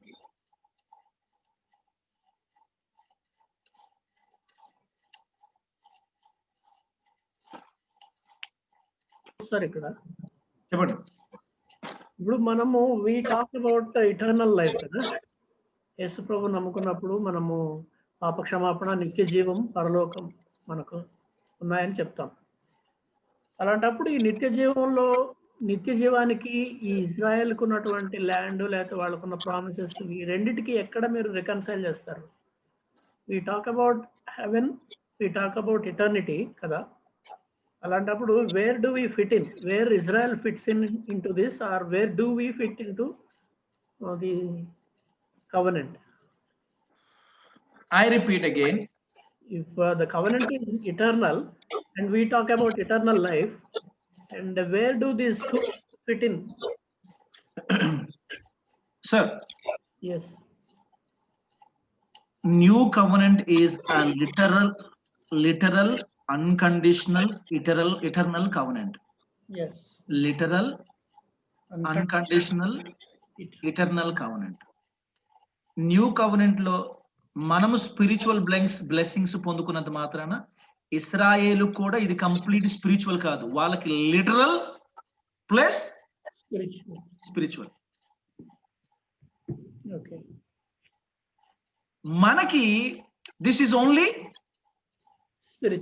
Spiritual sir. వాళ్ళకి లిటరల్ ప్లస్ స్పిరిచువల్ ఉంది కాబట్టి అందుకనే నిజమైనటువంటి అబ్రహాము సంతానం ఎవరైనా చర్చ వచ్చినప్పుడు, నిజమైనటువంటి అసలు అబ్రహాము సంతానము అని ఎవరు చర్చ వచ్చినప్పుడు, నేను మళ్ళీ తప్పదు కాబట్టి మళ్ళీ నేను మిమ్మల్ని రోమా పత్రికలోకి తీసుకుపోతాను, 4వ అధ్యాయంలోకి తీసుకుపోతాను, రోమన్స్ చాప్టర్ 4లోకి తీసుకుపోతాను. 13వ వచనం చదువుతున్నాను సార్. అతడు లోకమునకు వారసుడగునను వాగ్దానము అబ్రహామునకైనను అతని సంతానమునకైనను ధర్మశాస్త్ర మూలముగా కలగలేదు గాని విశ్వాస మూలమైన నీతి మూలముగానే కలిగెను. ధర్మశాస్త్ర సంబంధులు వారసులైన ఎడల విశ్వాసము వ్యర్థమగును, వాగ్దానమును నిరర్ధకమగును. ఏలయనగా రైట్, ధర్మశాస్త్రము ఉగ్రతను పుట్టించును. ధర్మశాస్త్రం లేని కిందికి వచ్చిన తర్వాత ఈ హేతువు చేతను ఆ వాగ్దానము యావత్ సంతతికి అనగా ధర్మశాస్త్రము గలవారికి మాత్రము కాక, ఆ ఫ్రేజ్ వినండి, అబ్రహాముకున్నట్టి విశ్వాసము గలవారికి కూడా దృఢము కావాలనని కృపను అనుసరించినదై ఉండునట్లు అది విశ్వాస మూలమైనదాయను అంటాడు. ఇప్పుడు అబ్రహాముకు సంబంధించినటువంటి నిబంధన నెరవేరాలి అంటే, ఇప్పుడు మాట్లాడుకున్నటువంటి పాలస్తీనియన్ కవెనెంట్ కానీ, డేవిడిక్ కవెనెంట్ కానీ, న్యూ కవెనెంట్ కానీ అన్ని కూడా దేంట్లో అంతర్భాగం అండి? ఏబ్రహామిక్ కవెనెంట్ లో అంతర్భాగమే. ఆ విషయం ఎవరు మర్చిపోకూడదు. ఏబ్రహామిక్ కవెనెంట్ లో అంతర్భాగం. ఇప్పుడు ఏబ్రహామిక్ కవెనెంట్ నెరవేరాలంటే ఉట్టిగా అబ్రహాం యొక్క రక్తం పంచుకుని పుడితే సరిపోదు. అబ్రహాముకు ఉన్నటువంటి విశ్వాసం కూడా ఇశ్రాయేలీయులకు ఉండాలి. ఎంతకాలము వీళ్ళకి ఆ డేవిడ్ తాలూకు నిబంధన కూడా, పాలస్తీనియన్ తాలూకు నిబంధన కూడా, నూతన నిబంధన కూడా సంపూర్ణంగా వీరి విషయంలో ఎందుకు నెరవేరట్లేదని? వాళ్ళకి అబ్రహాం రక్తం లేదనా, డేవిడ్ రక్తం లేదనా, లేకపోతే వాళ్ళకున్న ఏమి లేదని? విశ్వాసం. అమేజింగ్. వాళ్ళకున్నటువంటి విశ్వాసం లేదని. మరి భవిష్యత్తులోనైనా వీళ్ళకి జరగాలంటే ఖచ్చితంగా ఏం రావాలి? వాళ్ళకున్నటువంటి విశ్వాసం రావాలి ఖచ్చితంగా. రక్తం ఎలాగుంది? అబ్రహాం యొక్క రక్తం ఖచ్చితంగా వాళ్ళ శరీరాల్లో ఉంది. కానీ ఒక ఎలిమెంట్ మాత్రం తక్కువ ఉంది, ఏంటంటే విశ్వాసం ఒకటి కొద్దు ఉంది. ఆ విశ్వాసం అనే ఎలిమెంట్ వాళ్ళలో వచ్చేంత వరకు ఈ ప్రక్రియ కొనసాగుతూనే ఉంటుంది. అయితే at the end of the day మళ్ళీ అగైన్ మీకు ఆల్రెడీ చెప్పాను నేను, ఆ విశ్వాసము, అబ్రహాముకు ఉన్నటువంటి ఆ విశ్వాసము చివరాఖరికైనా వాళ్ళకి ఎలా వస్తుందట? యేసుక్రీస్తు ప్రభుల వారి మూలంగానే వస్తుంది. ఆయన అనుగ్రహించాల్సిందే గాని మేము సాధించామరా అని చెప్పుకునేటటువంటి హక్కు ఎవరికీ లేదు. ఈవేళ ఆ మాట మనము చెప్పలేము, గతంలో ఎవరు చెప్పలేదు, ఇక భవిష్యత్తులో ఎవరు చెప్పబోరు అన్నమాట. అయితే ఇప్పుడు వాళ్ళకి సంబంధించి మరి ఇన్ని సంవత్సరాలుగా వాళ్ళు అబ్రహాముకున్నటువంటి విశ్వాసం లేకున్నా సరే, అబ్రహాముకి ఎప్పుడు చేశాడు వాగ్దానం దేవుడు? కొత్త నిబంధనలో కూడా ఇంకా వాగ్దానాలు ఉన్నాయి వాళ్ళకి. ఇప్పటికి అబ్రహాం నుంచి కొత్త నిబంధనకి 4000 సంవత్సరాలు సారండి. అబ్రహాం నుంచి కొత్త నిబంధనకి 2000 అప్పటి నుంచి ఇప్పటికి 2000, మొత్తం 4000 సంవత్సరాలు. ఇంకా అంటే ఎట్లీస్ట్ సరే మనము యేసుక్రీస్తు ప్రభుల వారి కాలానికి తీసుకున్న 2000 సంవత్సరాలు అవుతుంది. అబ్రహాముతో చేసినటువంటి నిబంధన దావీదు కాలంలో సంపూర్ణంగా నెరవేరిందా అయ్యా అంటే నెరవేరలేదు. ఎందుకంటే బికాస్ ఆఫ్ డిసోబీడియన్స్. అండ్ యేసుక్రీస్తు ప్రభుల వారి కాలానికి 1000 ఏళ్ళు జరిగిపోయాయి. అయితే అప్పటికైనా సంపూర్ణంగా నెరవేరిందంటే ఇంకా నెరవేరలేదు, ఎందుకంటే బికాస్ ఆఫ్ డిసోబీడియన్స్. అది భవిష్యత్తులో ఎప్పటికైనా నెరవేరాలి. అందుకనే this is an eternal covenant అంటున్నాం, అండ్ లిటరల్ కవెనెంట్ అంటున్నాం, అండ్ అన్కండిషనల్ కవెనెంట్ అంటున్నాం. 1000 సంవత్సరాలు డిసోబీడియెంట్ ఫెలోస్, 1000 సంవత్సరాలు మీరు డిలే చేశారు, ఇక కాదు, అయిపోయింది, over, it is expired because you have delayed it for 1000 years because of your disobedience. It is expired అని చెప్పేసి మనకు చెప్పలేదు. డేవిడ్ కాలంలో చెప్పలేదు, యేసు ప్రభువుల కాలంలో చెప్పలేదు. కొత్త నిబంధనలో కూడా మనకి promises are there for new covenant యొక్క ఫుల్ఫిల్మెంట్ కొరకు. అండ్ ప్రకటన గ్రంథంలో కూడా స్పష్టంగా చర్చలు ఉన్నాయి, ఆయన రాజ్యాన్ని గురించినటువంటి ప్రస్తావనలు ఉన్నాయి. యేసు ప్రభుల వారికి రాజ్యం అప్పగించబడబోతుందనే స్పష్టమైనటువంటి లేఖన భాగాలు మనకి కనబడుతున్నాయి. 11వ అధ్యాయంలోనైనా 12వ అధ్యాయంలోనైనా. హ్యావింగ్ సెడ్ ఇట్, ఇప్పుడు ఇశ్రాయేలుకు సంబంధించి there is a physical element, there is a spiritual element. మీకు ఒకటి తెలియాలి, ఆ స్పిరిచువల్ ఎలిమెంట్ జరిగేంత వరకు ఫిజికల్ ఎలిమెంట్ జరగదండి. ఫిజికల్ జరగాలంటే ముందు వాళ్ళు ఏం జరగాలి? రీజనరేషన్ జరగాలి.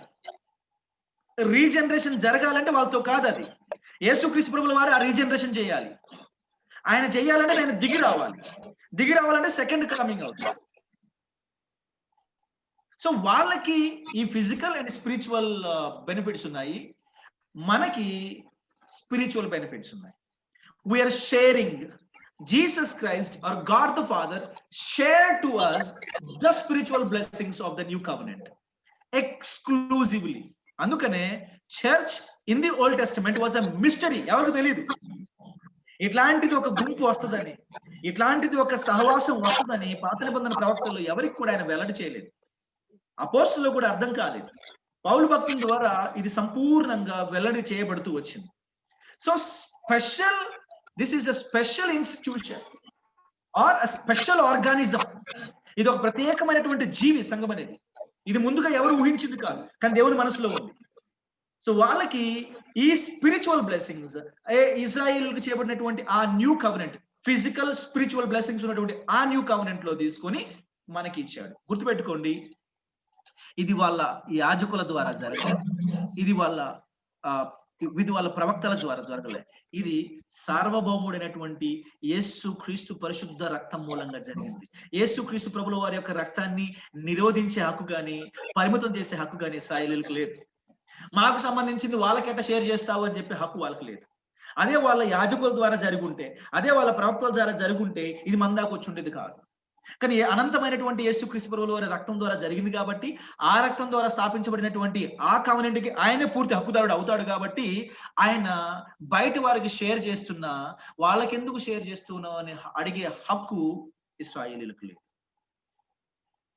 వీళ్ళకి షేర్ చేయటం ద్వారా వాళ్ళకి రోషం పుట్టించాలని దేవుడు కోరుకుంటున్నాడు.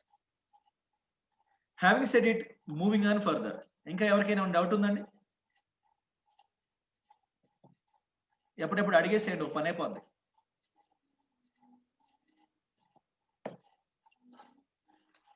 Okay, there is a third view. మూడో వ్యూ ఒకటి ఉంది. శ్రీధర్ గారు అర్థమవుతుందా? మహానుభావులు ఎప్పుడో గారికి కనబడరు.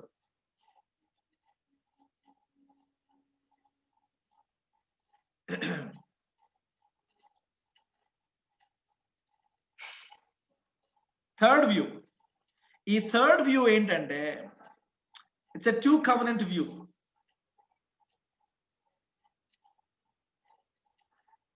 ఇజ్రాయెల్కి ఒక కవెనెంట్, సంఘానికి ఒక కవెనెంట్.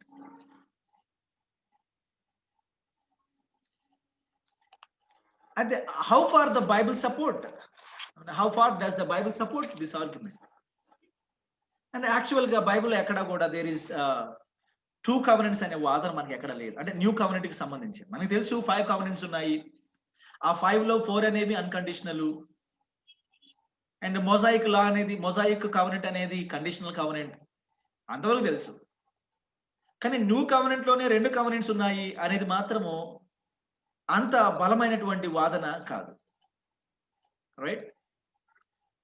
సో మనకి అర్థం కావాలి, మరి ఇర్మియా గ్రంథంలో చెప్పబడినటువంటి కవెనెంట్కి సంబంధించిన సంగతులు ఇశ్రాయేలుకు సంబంధించిందే అనుకుందాం. మరి అది ఇశ్రాయేలుకు సంబంధించిందే అయినప్పుడు హెబ్రీ పత్రిక 8వ అధ్యాయంలో సంఘానికి సంబంధించి వాటిని ఎందుకు కోట్ చేశాడు? అది ఇశ్రాయేల్దే అయినప్పుడు, సంఘానికి సంబంధం లేనప్పుడు హీబ్రూస్ చాప్టర్ 8లో సంఘానికి సంబంధించి ఎందుకు కోట్ చేయబడ్డాయి అనే ప్రశ్న తరచుగా ఆమిలీనియల్స్ వాదించేటటువంటి వాదన లేదా వాళ్ళ యొక్క ఉద్దేశం. చదువుతాం, 8వ అధ్యాయం మొదటి నుంచి చదువుతాం, మనకి కాంటెక్స్ట్ అర్థం కావాలి కదా. మేము వివరించుచున్న సంగతులలోని సారాంశం మీదనగా మనకు అట్టి ప్రధాన యాజకుడు ఒకడున్నాడు. ఆయన పరిశుద్ధాలయమునకు అనగా మనుషుడు కాగా ప్రభువే స్థాపించిన నిజమైన గుడారమునకు పరిచారకుడై ఉండి పరలోకమందు మహామహుని సింహాసనమునకు కుడిపార్శ్వమున ఆసీనుడాయను. ప్రతి ప్రధాన యాజకుడు అర్పణలను బలులను అర్పించుటకు నియమింపబడును. అందుచేత అర్పించుటకు ఈయనకు ఏమైనా ఉండుట అవశ్యము. ధర్మశాస్త్రం ప్రకారము అర్పణలు అర్పించువారున్నారు గనుక ఈయన భూమి మీద ఉన్న ఎడల యాజకుడై ఉండడు. మోషే గుడారము అమర్చబోయినప్పుడు కొండ మీద నీకు చూపబడిన మాదిరి చొప్పున సమస్తము చేయుటకు జాగ్రత్త పడుము అని దేవుని చేత హెచ్చరింపబడిన ప్రకారము ఈ యాజకులు పరలోక సంబంధము వస్తువుల ఛాయారూపకమైన గుడారమునందు సేవ చేయుదురు. ఛాయారూపకమైనటువంటి గుడారమునందు సేవ చేయుదురు. ఈయన అయితే ఇప్పుడు మరి ఎక్కువైన వాగ్దానములను బట్టి నియమింపబడి మరి ఎక్కువైన నిబంధనకు మధ్యవర్తి అయి ఉన్నాడు. ఇక్కడ contrast Mosaic law, old covenant or old testament, new covenant or the new testament, okay, the blood of Jesus Christ. Contrast ఆ రెండింటి మధ్య ఉంది, గుర్తుపెట్టుకోండి. సంఘం ఇజ్రాయెల్ మధ్య కాదు కాంట్రాస్ట్ ఇక్కడ ఉంది. ఇక్కడ కాంట్రాస్ట్ లో ఆ ప్రధాన యాజకులు సంవత్సరం అంతా చేసే పని ఈ యాజకుడు చేసిన పని, రైట్?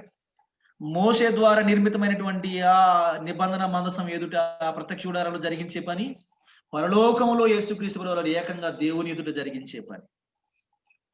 ఇది there is a contrast between the old covenant, the law and the new covenant, the grace. ఆ కాంట్రాస్ట్ మీరు గుర్తుపెట్టుకోండి. మరి ఎక్కువైన నిబంధన అంటే Mosaic law, the old testament తక్కువైనటువంటి నిబంధన.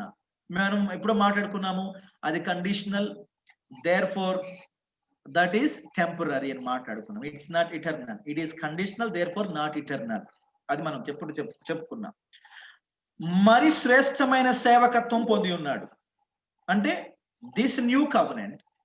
ఆయన మాట్లాడేది పాత నిబంధన యొక్క అసంపూర్ణతను, ద లా. పాత నిబంధన అంటే ద లా యొక్క అసంపూర్ణత గురించి మాట్లాడుతూ హెబ్రీ గ్రంథం యొక్క నేపథ్యం లేదా హెబ్రీ పత్రిక యొక్క నేపథ్యం మీ అందరికీ తెలుసు. నేను ఒక మాట చెప్పి ముందుకు వెళ్తాను. చాలా మంది హెబ్రీ అనగా యూదులు హెబ్రీ మతాన్ని వదిలి, యూదా మతాన్ని వదిలి యేసుక్రీస్తు ప్రభునందలి విశ్వాసం ద్వారా క్రైస్తవ్యంలోకి వస్తున్నారు. కానీ మనకి 2వ అధ్యాయంలోను 3వ అధ్యాయంలోను చెప్పబడినట్టు కొందరు ఆందోళనకు గురయ్యారు. ఏమోరా, మనము పొయ్యిలోంచి జారి పెనం మీద నుంచి జారి పొయ్యిలో పడుతున్నామేమో, ఏమో ధర్మశాస్త్రాన్ని కాదని యేసు ప్రభు నమ్మి ఇంకా ఎక్కువ పాపం చేస్తున్నామో ఏమో. అంటే ఆ ఇన్ఫీరియారిటీ ఉంటది కదా సార్, అన్సర్టనిటీ ఉంటది కదా, భయం ఉంటది కదా సార్. ఇంకా ఎక్కువ రిస్క్ చేస్తున్నామేమోరా అనంటే భయం ఉంటది కదా. ఎందుకంటే మరి యేసు ప్రభుల వారి గురించి నాటి సమాజంలో అంత గుడ్ ఒపీనియన్ ఏమి లేదు కదా, ఆయన శిష్యుల గురించి గుడ్ ఒపీనియన్ ఏమి లేదు కదా. ఏమో మనం రిస్క్ తీసుకుంటున్నామేమోరా అనే ప్రశ్న వాళ్ళలో ఉత్పన్నమైందనమాట. అలాగే ఈ ప్రక్రియలో ఏమైంది, అపవాది ఉన్నాడు. చాలా మందిలో ఈ రకమైనటువంటి అభద్రతా భావాన్ని సృష్టించారు. ఈ అభద్రతా భావాన్ని బట్టి విశ్వాసులతో పాటు చాలా మంది మొదలు పెట్టారు, కానీ కొందరు వెనక్కి తిరగడం మొదలు పెట్టారు. మీకు తెలుసు, 100 మందిలో ఒక్కడు వెనక్కి తిరిగినా ఆ ప్రభావం 99 మంది మీద ఉంటది, అవునా కాదా? ఆ నిరుత్సాహం ఉంటది. 100 మంది బయలుదేరారు సార్, ఆ 100 మందిలో ఏ ఒక్కడు వెనక్కి తిరిగినా that shakes the entire 99 team. ఒక్కడే కదా అని ఉండదండి. ఎందుకంటే ఇట్ స్టార్టెడ్ విత్ 1, నెక్స్ట్ ఇంకెవరు అనే అభద్రతా భావం ఉంటుంది. సో వీళ్ళకి ఒక రకమైనటువంటి యూదులు వీళ్ళని ఎగదోటే మొదలు పెట్టారు. You're taking risk. తప్పో ఒప్పో, మనం ధర్మశాస్త్రం కింద ఉంటే, మోసే ధర్మశాస్త్రం కింద ఉంటే, అయ్యా మేము మీ ధర్మశాస్త్రాన్ని నమ్మినాం కదయ్యా, వేరే దేవతలు నమ్మలేదు కదయ్యా, వేరే పూజలు చేయలేదు కదయ్యా, వేరే భక్తి చేయలేదు కదయ్యా, ఈ ధర్మశాస్త్రం కిందనే ఉన్నామయ్యా అని చెప్పుకోవచ్చు. లేదు, ఈయన ధర్మశాస్త్రం పూర్తిగా వదిలేసి ఆధారం ఉన్న ధర్మశాస్త్రాన్ని, యాజకత్వం ఉన్న ధర్మశాస్త్రాన్ని, మందిరం ఉన్న ధర్మశాస్త్రాన్ని, క్రమం ఉన్న ధర్మశాస్త్రాన్ని వదిలేసి కేవలము విశ్వాసమని ఏ ఆధారం లేకుండా ఉట్టిగా పోయి ఆ యేసు ప్రభుని నమ్మితే, ఒకవేళ ఆయన అబద్ధం అవుతే, నిజం కాకపోతే అనే ఇన్సెక్యూరిటీని బాగా వాళ్ళు స్ప్రెడ్ చేయగలిగారు. ఈ దెబ్బకి చాలా మంది వెనక్కి తిరుగుతున్నారు. అలా వెనక్కి తిరిగే వారందరినీ ఉద్దేశించి ఈ పత్రికలో మొదటి నుంచే ఆయన యేసుక్రీస్తు ప్రభుల వారి దైవత్వం గురించి మాట్లాడుతుంటాడు. హెబ్రీ పత్రికలో గొప్పగా మాట్లాడతారు. యేసు ప్రభుల వారి ప్రవక్తల కంటే గొప్పవాడు, మోషే కంటే గొప్పవాడు, దేవదూతల కంటే గొప్పవాడు, ఆదాము కంటే గొప్పవాడు అన్నట్టుగా ప్రారంభం నుంచి మీరు ఆ అవుట్లైన్ చూసిన అర్థమవుతుంది. యేసు ప్రభుల వారి దైవత్వాన్ని ఒక స్థాయిలో ప్రజెంట్ చేసే ప్రయత్నం చేస్తున్నాడు హెబ్రీ భక్తులు, మనకు అర్థమవుతుంది.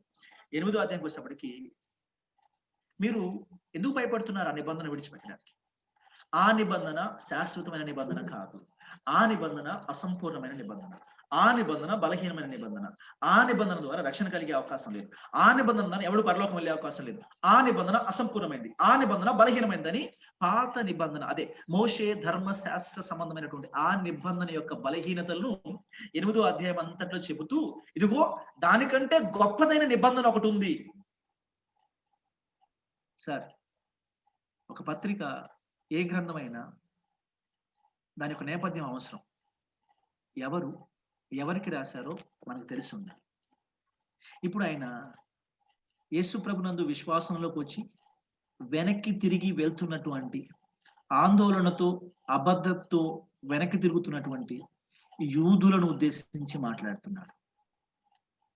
యూదులను ఉద్దేశించి మాట్లాడుతూ ఆయన ధర్మశాస్త్ర సంబంధమైనటువంటి పాత నిబంధన కంటే యేసుక్రీస్తు ప్రభుల వారి రక్తము ద్వారా స్థాపించబడింది ఈ కొత్త నిబంధన బలమైనటువంటి. అయితే ఈ ఆమీలీన్స్ ఏమంటారు? ఎస్ అదే మేము చెప్పేది కూడా. ఏం చెప్తున్నాము? అదే యేసు ప్రభు రక్తము ద్వారా, ఆ యేసు ప్రభు రక్తం చిందించబడినప్పుడు ఆ యేసు ప్రభు రక్తం చిందించబడిన క్షణం నుంచి ఇంకా న్యూ టెస్టమెంట్ అమల్లోకి వచ్చేసింది, న్యూ కవెనెంట్ అమల్లోకి వచ్చేసింది. మేం చెప్పేది కూడా అదే. కానీ ఆ టెక్స్ట్ అంతా చదవండి. ఆ టెక్స్ట్ అంతా చదివినప్పుడు మీకు అక్కడ ఏం అర్థం అవుతుందంటే, పాత నిబంధన అసంపూర్ణమైనది, కొత్తది ఘనమైనటువంటిది, సంపూర్ణమైనటువంటిది అనే మాటే చెప్పబడుతూ పాత నిబంధన యొక్క అసంపూర్ణతను, బలహీనతను చెబుతున్నాడు తప్ప కొత్త నిబంధన సంపూర్ణంగా అందరి విషయంలో ఇప్పుడు నెరవేర్పులో ఉంది అని చెప్పే ప్రయత్నం చేయట్లేదు. ఐ రిపీట్, క్రొత్త నిబంధన అందరి విషయంలో ఇప్పుడు భౌతికంగా నెరవేర్పులో ఉంది అని చెప్పట్లేదు. ఆయన ఏమంటున్నాడంటే, యేసుక్రీస్తు ప్రభునందు విశ్వసించినటువంటి వారు నూతన నిబంధన పరిధి కిందికి వస్తారు.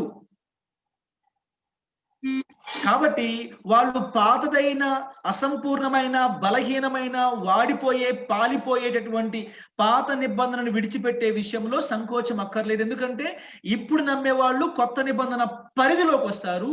It is by the blood of Jesus Christ అనంత మాత్రాన కొత్త నిబంధన నెరవేర్పు ఇప్పుడే ప్రారంభమైపోయింది, అన్ని విధాలుగా ఇప్పుడే నెరవేరుతుంది అని చెప్పినట్టు కాదు.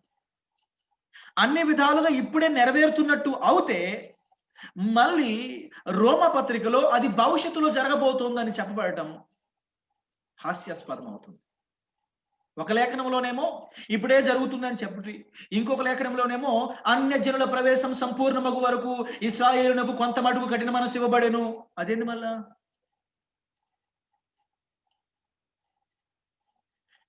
విమోచకుడు సియోనులో నుంచి వచ్చి యాకోబు నుంచి భక్తిహీనతను తొలగించును. అదేంది మళ్ళీ? అది ఎప్పుడు జరగాలి? ఆయన ఎప్పుడు సియోను నుంచి రావాలి, ఎప్పుడు యాకోబు నుంచి భక్తిహీనత తొలగట్టు. ఇది భవిష్యత్తులా కనబడుతోంది. అన్యజనుల ప్రవేశం ఇప్పుడు సంపూర్ణం కావాలి, ఇది కూడా భవిష్యత్తులా కనబడుతోంది. వీళ్ళు లోపల వచ్చేవారందరూ వచ్చేంత వరకు అది అలా జరగాల్సిందే. ఆయన సియోను నుంచి వచ్చి యాకోబు నుంచి భక్తిహీనత తొలగించేంత వరకు వాళ్ళకి ఇంకా న్యూ కవెనెంట్ ఫిజికల్ గా స్టార్ట్ కానంటే. ఇప్పుడు లోకం విషయంలో, అన్యుల విషయంలో నెరవేరుతున్నదల్లా న్యూ కవెనెంట్ లోని spiritual blessing. That is purely the salvation. మీకు ఇంట్రెస్టింగ్ విషయం చెప్తాను. మీ అందరికి తెలిసింది ఏంటంటే, ఈ స్పిరిచువల్ బ్లెస్సింగ్ లో కేవలం అన్యులే కాదు, ఇశ్రాయేలీలు కూడా ఉన్నారు. ఎందుకంటే ఇది సువార్త యందలి విశ్వాసం మూలంగా నిత్య జీవార్థమైనది. ఇప్పుడు నమ్మేటటువంటి విశ్వాసులు, ఇశ్రాయేలీయులైనా, ఇప్పుడు నమ్మేటి వారు చచ్చిపోయినా వాళ్ళు కూడా పరలోకం వెళ్తారు. వాళ్ళు ఇప్పుడు నమ్ముకున్నారు కాబట్టి వాళ్ళకి ఆ నిబంధన భౌతికంగా నెరవేరేంత వరకు వాళ్ళు చావకుండా అట్టే బతుకుతారని చెప్పేసి అనుకోవటం హాస్యాస్పదం. వాళ్ళు మనలాగానే విశ్వసించి, మనలాగానే చనిపోయి, మనలాగానే నిత్య జీవార్థమైన నిరీక్షణలో పాలుభాగస్తులై ఉంటారు. కానీ ఈ న్యూ కవెనెంట్ యొక్క physical fulfilment along with spiritual, of course it starts with spiritual. సియోను నుండి వచ్చి యాకోబు నుంచి భక్తిహీనతను తొలగించినప్పుడు నా ప్రజలతో నేను చేయు నిబంధన ఇదే అని రోమపత్రిక 11వ అధ్యాయంలో చెప్పబడినట్టు ఆ నిబంధన ప్రకారము వాళ్ళ నుంచి భక్తిహీనత తొలగించి వాళ్ళలో విశ్వాసం పుట్టించి యాజ్ ఎ నేషన్ వాళ్ళని రెన్యూ చేసి, యాజ్ ఎ నేషన్ వాళ్ళని శుద్ధీకరించి ప్రక్షాళన చేసి ఆయన కొత్త పరిపాలన మొదలు పెడతాడు. అప్పటి వరకు ఈ విశ్వాసుల పరిస్థితి ఏంటంటే, యేసు ప్రభునందు విశ్వాసం నుంచి రక్షణ పొందినటువంటి యూదులు లేక ఇశ్రాయేలుల పరిస్థితి ఏంటి? That's what I am saying sir. వాళ్ళు వాళ్ళకి చెప్పండి సార్, మీరు చెప్పండి. అంటే వాళ్ళకి ఫిజికల్ బ్లెస్సింగ్స్ లో ఎలా, how do they participate, what is their role in that? Yes sir. ఇశ్రాయేలీ ఈ కాలంలో the spiritual aspect of the new covenant is being fulfilled. అది కూడా to certain extent, not completely అండి, సంపూర్ణంగా జరగట్లేదు. కొంత మేరకు ఆయన సడలించి అన్యజనులను కూడా లోపలికి తీసుకొచ్చేటటువంటి సదుద్దేశంతో, అన్యజనులను కూడా లోపలికి అంటే మళ్ళీ కవనెంట్ లోపలికి కాదండి, పరలోకం లోపలికి. Please understand that. కవనెంట్ లోపలికి కాదు, యెరూషలేములో హక్కుదారులుగా ఉండటం కొరకు కాదు, స్వాస్థ్యాలు పొందుకోవడం కొరకు కాదు, పరలోకంలో ఆయన రక్తము ద్వారా పరలోకములోకి మనము ప్రాప్తి పొందినట్లుగా ద్వారాలు తెరిచాడు. ఇప్పుడు అన్యజనులకు ఏ విధంగా ద్వారాలు తెరియబడినాయో, ఇప్పుడు మనం హెబ్రీ పత్రికలో చదువుకున్నట్టు అపోస్తల విషయంలో కానీ, అండ్ ఆయా ప్రాంతాల్లో నివసించినటువంటి యూదయ ప్రాంతాల్లో, యెరూషలేం ప్రాంతాల్లో నివసించినటువంటి యూదులందరి విషయంలో కానీ, ఇశ్రాయేల్ అందరి విషయంలో కానీ సంఘానికి ఏ నియమాలు వర్తిస్తాయో, ఇప్పుడు మారు మనసు పొందేటటువంటి ఇశ్రాయేలీలు కూడా అవే నియమాలు, అదే ప్రాప్తి వాళ్ళకు దొరుకుతుంది.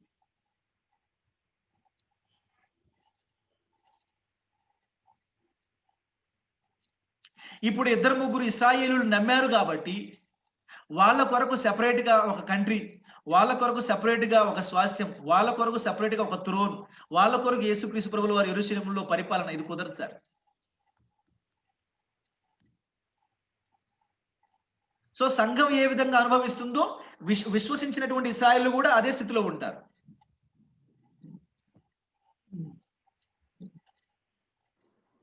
సో లోకానికి, అన్య జనాంగానికి ఏ నిరీక్షణ అయితే లభిస్తుందో అదే నిరీక్షణ ఇప్పుడు నమ్మేటటువంటి ఇశ్రాయేలు కూడా లభిస్తుంది. అని అంతకుమించి ఇశ్రాయేలుకి ఏం కావాలో నాకు అర్థం కావట్లేదు. ఇంకో విషయం మీకు చెప్పదలుచుకున్నాను ఇక్కడ.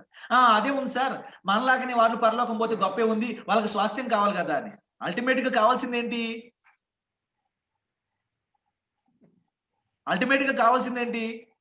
పరలోకం. అయితే ఇక్కడ సమస్య, ఈ ఇశ్రాయేలీలు సమస్య ఇప్పటిదే కాదు, ముందు నుంచి ఉన్నటువంటి సమస్య. అని ఆ నెరవేర్పు అనేది ఒకేసారి ఉంటుంది, అది ఖచ్చితంగా అందరి విషయంలో ఉంటుంది, వన్స్ ఫర్ ఆల్ ఇది జరగాలి. సో ఈ ప్రక్రియ ఏంది? ఈలోగా ఈ గ్యాప్ లో అన్యుల్ని ఆయన ఆహ్వానిస్తున్నాడు, పరలోకంలోకి ఆహ్వానిస్తున్నాడు, నేరుగా పరలోకంలోకి ఆహ్వానిస్తున్నాడు. This is amazing. He is inviting all the Gentiles, and all the Gentiles, and yes, by gospel inviting Gentiles into his kingdom, not on earth but in heaven, but by gospel, సువార్త ద్వారా. So ఈ పిలుపులో ఇశ్రాయేలు కూడా పాలుభాగస్తులే, వాళ్ళు కూడా అదే వర్తిస్తుంది. అండ్ వాళ్ళు నేరుగా మళ్ళాగా ప్రమోట్ అయిపోతున్నారు పరలోకానికి, without having to undergo a physical rule. భూమి మీద భౌతికంగా పరిపాలించబడే పరిస్థితులు కూడా వెళ్లకుండా నేరుగా వాళ్ళు కూడా మనలాగానే ప్రమోట్ అయిపోతున్నారు పరలోకానికి. అంతకుమించి గొప్పగా కావాల్సింది ఏముంటుంది చెప్పండి?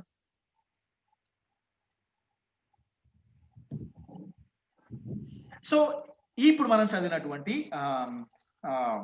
హీబ్రూస్ చాప్టర్ 8, ఈయన అయితే మరి ఇప్పుడు చదివాం కదా. ఓకే, ఏలయనగా మొదటి నిబంధన లోపము లేనిదైతే రెండవ దానికి అవకాశం ఉండదు, నేరదు. అయితే ఆయన ఆక్షేపించి వారితో ఇలా చెప్తున్నాడు, ప్రభువు ఇట్లనేడు, ఇదిగో యొక్క కాలం వచ్చున్నది, జెరమయా చాప్టర్ 31, అప్పటిలో ఇశ్రాయేల్ ఇంటి వారితోనూ యోధా ఇంటి వారితోనూ నేను క్రొత్త నిబంధన చేయదు. అది నేను ఐగుప్తులో నుండి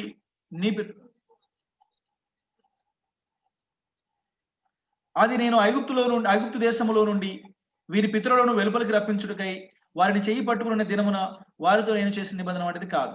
ఏమనగా వారు నా నిబంధనలో నిలవలేదు గనుక నేను వారిని అలక్ష్యం చేసేదని ప్రభు చెప్తున్నాడు.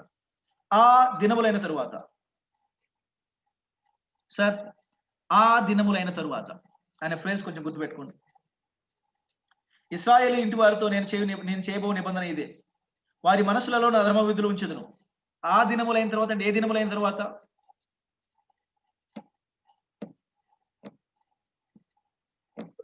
సార్ ఆ దినములైన తరువాత అనే మాటకి అర్థం ఏమిటి?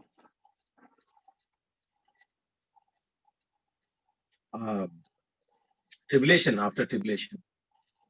ఆగండి, మీరు ఆగండి, శ్రీధర్ గారు చెప్తారు, ఆగండి. Bishop, go ahead. Sir is waiting for you.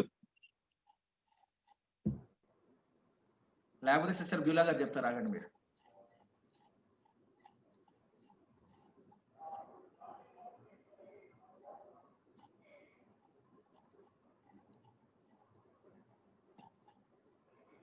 నవ్వుతే పని కాదు, సమాధానం చెప్పాలి ఇప్పుడు. మీ ఆడియో రావట్లేదు సార్, మాకు వినపడట్లేదు.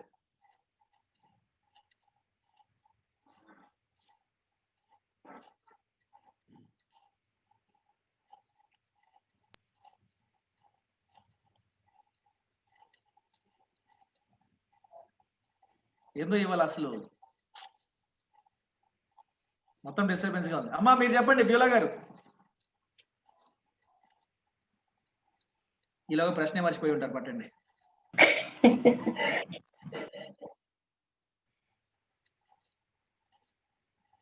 Repeat the question, sir. ఏం ప్రశ్న అడిగాను నేనే మర్చిపోయాను, చూడండి. చెప్పండి చెప్పండి అని ప్రశ్న మర్చిపోయాను నేను. ఆగండి. ఆ దినములలో అంటే ఏ దినములు? ఏమనండి? ఆ దినములలో అనే ప్రశ్న వచ్చింది కదా. ఆ దినములలో థ్యాంక్ యూ.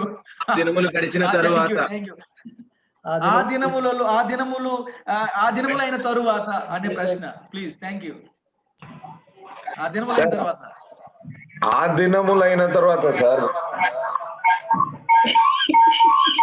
మీరు బంద్ చేసేయండి, ఇంకా ఎవరిదైనా ఒక్కదుంటే చాలు. బంద్ చేస్తాను.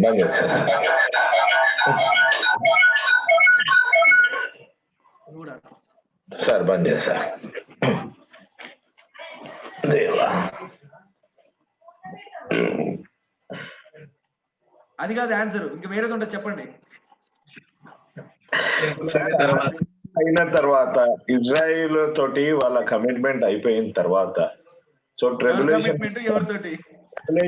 డన్ కదా. మీరు ఏదో వేరే భాష మాట్లాడుతున్నారు. అరే మీ భాష కాకుండా మామూలు భాషలో చెప్పాను సార్. కానివ్వండి. అయితే ఆ దినములైన తరువాత, దీన్ని మనం దేంతో కరెస్పాండ్ మనం టాలీ చేయాలంటే, రోమన్స్ చాప్టర్ 11లో మనం ఒకసారి వెళ్దాము. ఆ దినములైన తర్వాత అనే మాట మనం రోమన్స్ చాప్టర్ 11 తో టాలీ చేసే ప్రయత్నం చేద్దాం. 25 వర్స్ నెంబర్ 25 చదవండి సార్. సహోదరులారా, మీ దృష్టికి మీరే బుద్ధిమంతులమని అనుకొనకున్నట్లు ఈ మర్మం మీరు తెలుసుకొని కోరుచున్నాను. అదేమనగా, అన్యజనుల ప్రవేశము సంపూర్ణమగు వరకు ఇశ్రాయేలునకు కఠిన మనస్సు కొంత మటుకు కలిగిన. సో ఆ దినములైన తరువాత అంటే ఏ దినములైన తరువాత అంటే ఏ దినములు? ఇక్కడ ఇప్పుడేమైనా అర్థమవుతుందా? అన్యజనుల ప్రవేశం పూర్తయ్యే వరకు.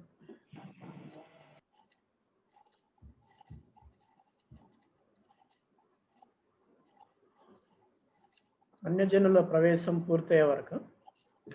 సార్ ఏమైనా మాట్లాడి నాకు వినపడలేదు, కట్ అయిపోయింది అంతా. అన్యజనుల ప్రవేశం పూర్తయిన దినాలలో అని. ఆ దినములైన తరువాత, ఫ్రాక్చర్ తర్వాత. ఎస్ అమ్మా, ఎస్ అబ్సల్యూట్లీ. యా, సేమ్ అదైనా ఇదైనా ఒకటే, బట్ మనకు పాయింట్ అర్థమైంది చాలు. ఫ్రాక్చర్ అయిన తరువాత మరియు అన్యజనుల యొక్క ప్రవేశం సంపూర్ణమైన తర్వాత అంటే అన్యజనుల ప్రవేశం సంపూర్ణమైన తర్వాత the product is dispatched, they are no more. So అప్పుడు ఇశ్రాయేలు ఇంటి వారితో నేను చేయబో నిబంధన ఇదే. నేను చేయబో నిబంధన అని ఈయన is he referring to future or is he referring to past? Future.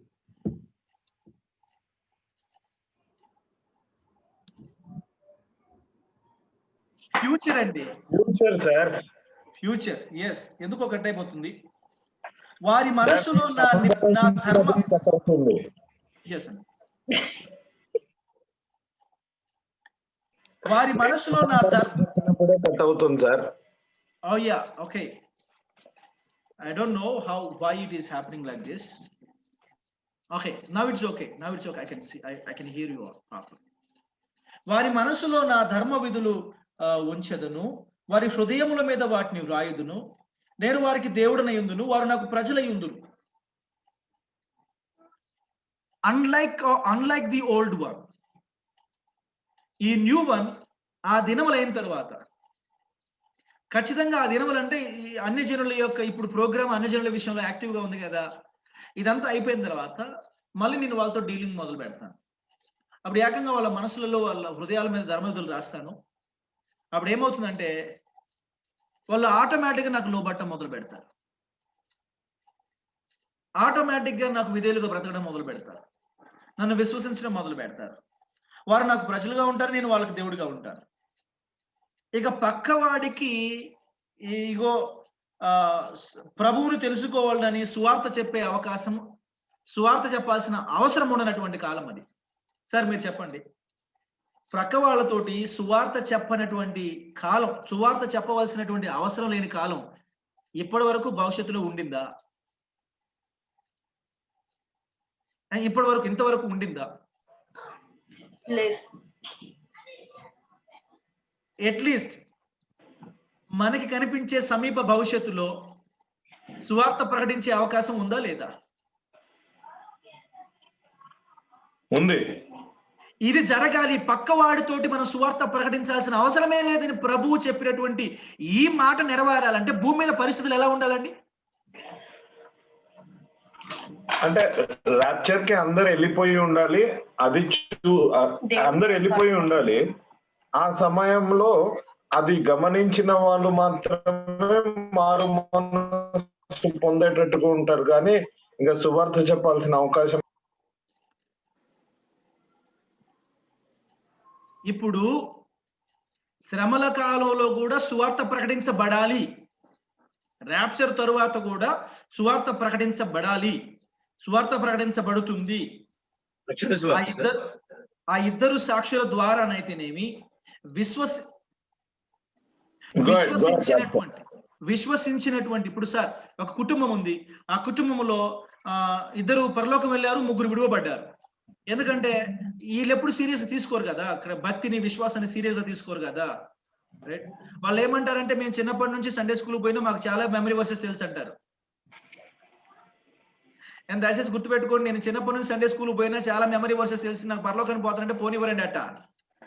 ఆ దోత్తో మాట్లాడి కావాలంటే నీకు చాలా రెఫరెన్స్లు చెప్తాను, చాలా రిసైటేషన్ చెప్తాను, అంకుల్ నన్ను పోనీయండి లోపలికి. అర్థమవుతుందా? సో ఇక్కడ యాడ్స్టిక్ ఏంటి? రక్షణార్థమైన మారు మనసు. సో హ్యావింగ్ సెడ్ ఇట్, పరలోకం పోనటువంటి వాళ్ళు చాలా మంది మిగులుతారు, చర్చెస్లలో మిగులుతారు, మీ చర్చెస్లో మిగులుతారు, మా చర్చిలో మిగలలేండి. And I will make sure that nobody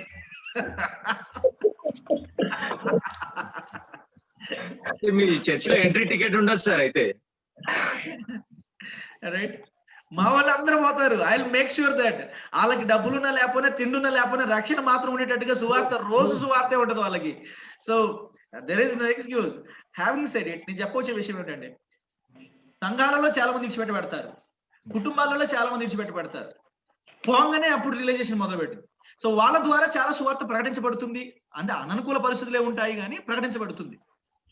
కానీ ఇక్కడ చెప్పినటువంటి ఇక పక్కోడికి నువ్వు నమ్మురావై అని చెప్పాల్సినటువంటి అవసరం ఎప్పుడుండదు అంటే వెయ్యేళ్ల పరిపాలన. అబ్సల్యూట్లీ. వెన్ అందరికీ తెలిసింది కాబట్టి, అందరూ నమ్మిన వాళ్ళే ఉన్నప్పుడు ఇదిగో అన్న నువ్వు నమ్మని చెప్పాల్సిన అవసరం ఏముండింది? అందరూ విశ్వసించిన వారుగానే ఉన్నప్పుడు ఇదిగో అక్క నువ్వు నమ్మని చెప్పాల్సినటువంటి అవసరం ఉండదు కదా. That is the situation it is described here. ఇది ఎప్పుడు ఉంటుంది? ఈ సిచ్యువేషన్ ఎప్పుడు ఉంటుంది అంటే this situation is only possible, this can only become a reality in the 1000 years rule.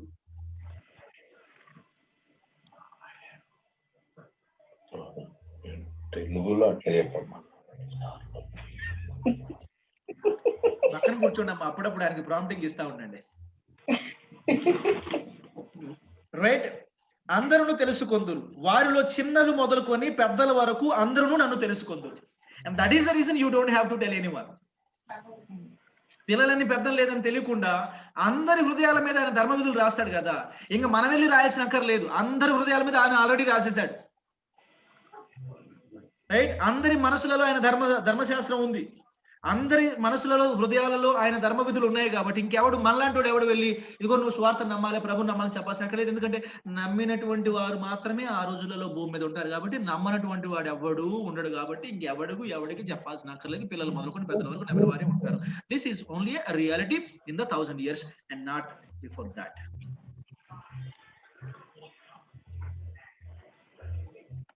Moving on further. నేను వారి దోషముల విషయమై దయ కలిగి వారి పాపం ఎన్నడూ జ్ఞాపకం చేసుకున్నానని ప్రభు సెలవిస్తున్నాడు. ఆయన క్రొత్త నిబంధనని చెప్పుడు చేత మొదటి పాతగా చేసి ఉన్నాడు. ఏది పాతగిరి ఉడికిపోవును అది అదృశ్యమోడు సిద్ధంగా ఉన్నది. నా ఈ టెక్స్ట్ లోనైనా ఈ సంగతులు ఎప్పుడు జరగబోతున్నాయి అంటే ఖచ్చితంగా సార్ భవిష్యత్తులో జరగబోతున్నాయి మనకు అవుతుంది. అంటే ఇది ప్రాక్టికల్ గా నెరవేరాలి, ఇశ్రాయేలీయుల విషయంలో యోధా విషయంలో నెరవేరాలి అంటే భవిష్యత్తులో ఏదో చూడాల్సిందే. మరి ఇప్పుడు నమ్మిన వారు కూడా కొత్త నిబంధనలో పాలిభాగస్తులు కదా అంటే ఎస్, స్పిరిచువల్లీ రక్షణార్థమైన మారు మనసు, పాప క్షమాపణ, పరలోక నిరీక్షణ పొంది మనం కూడా కొత్త నిబంధనలో ఆయన కృప ద్వారా సువార్త ద్వారా పాలిభాగస్తులం అవుతున్నాం, కానీ హక్కుదారులం కావట్లేదు. హక్కుదారులు వేరే. భౌతికమైనటువంటి అబ్రహాము సంతతే హక్కుదారులు అవుతారు.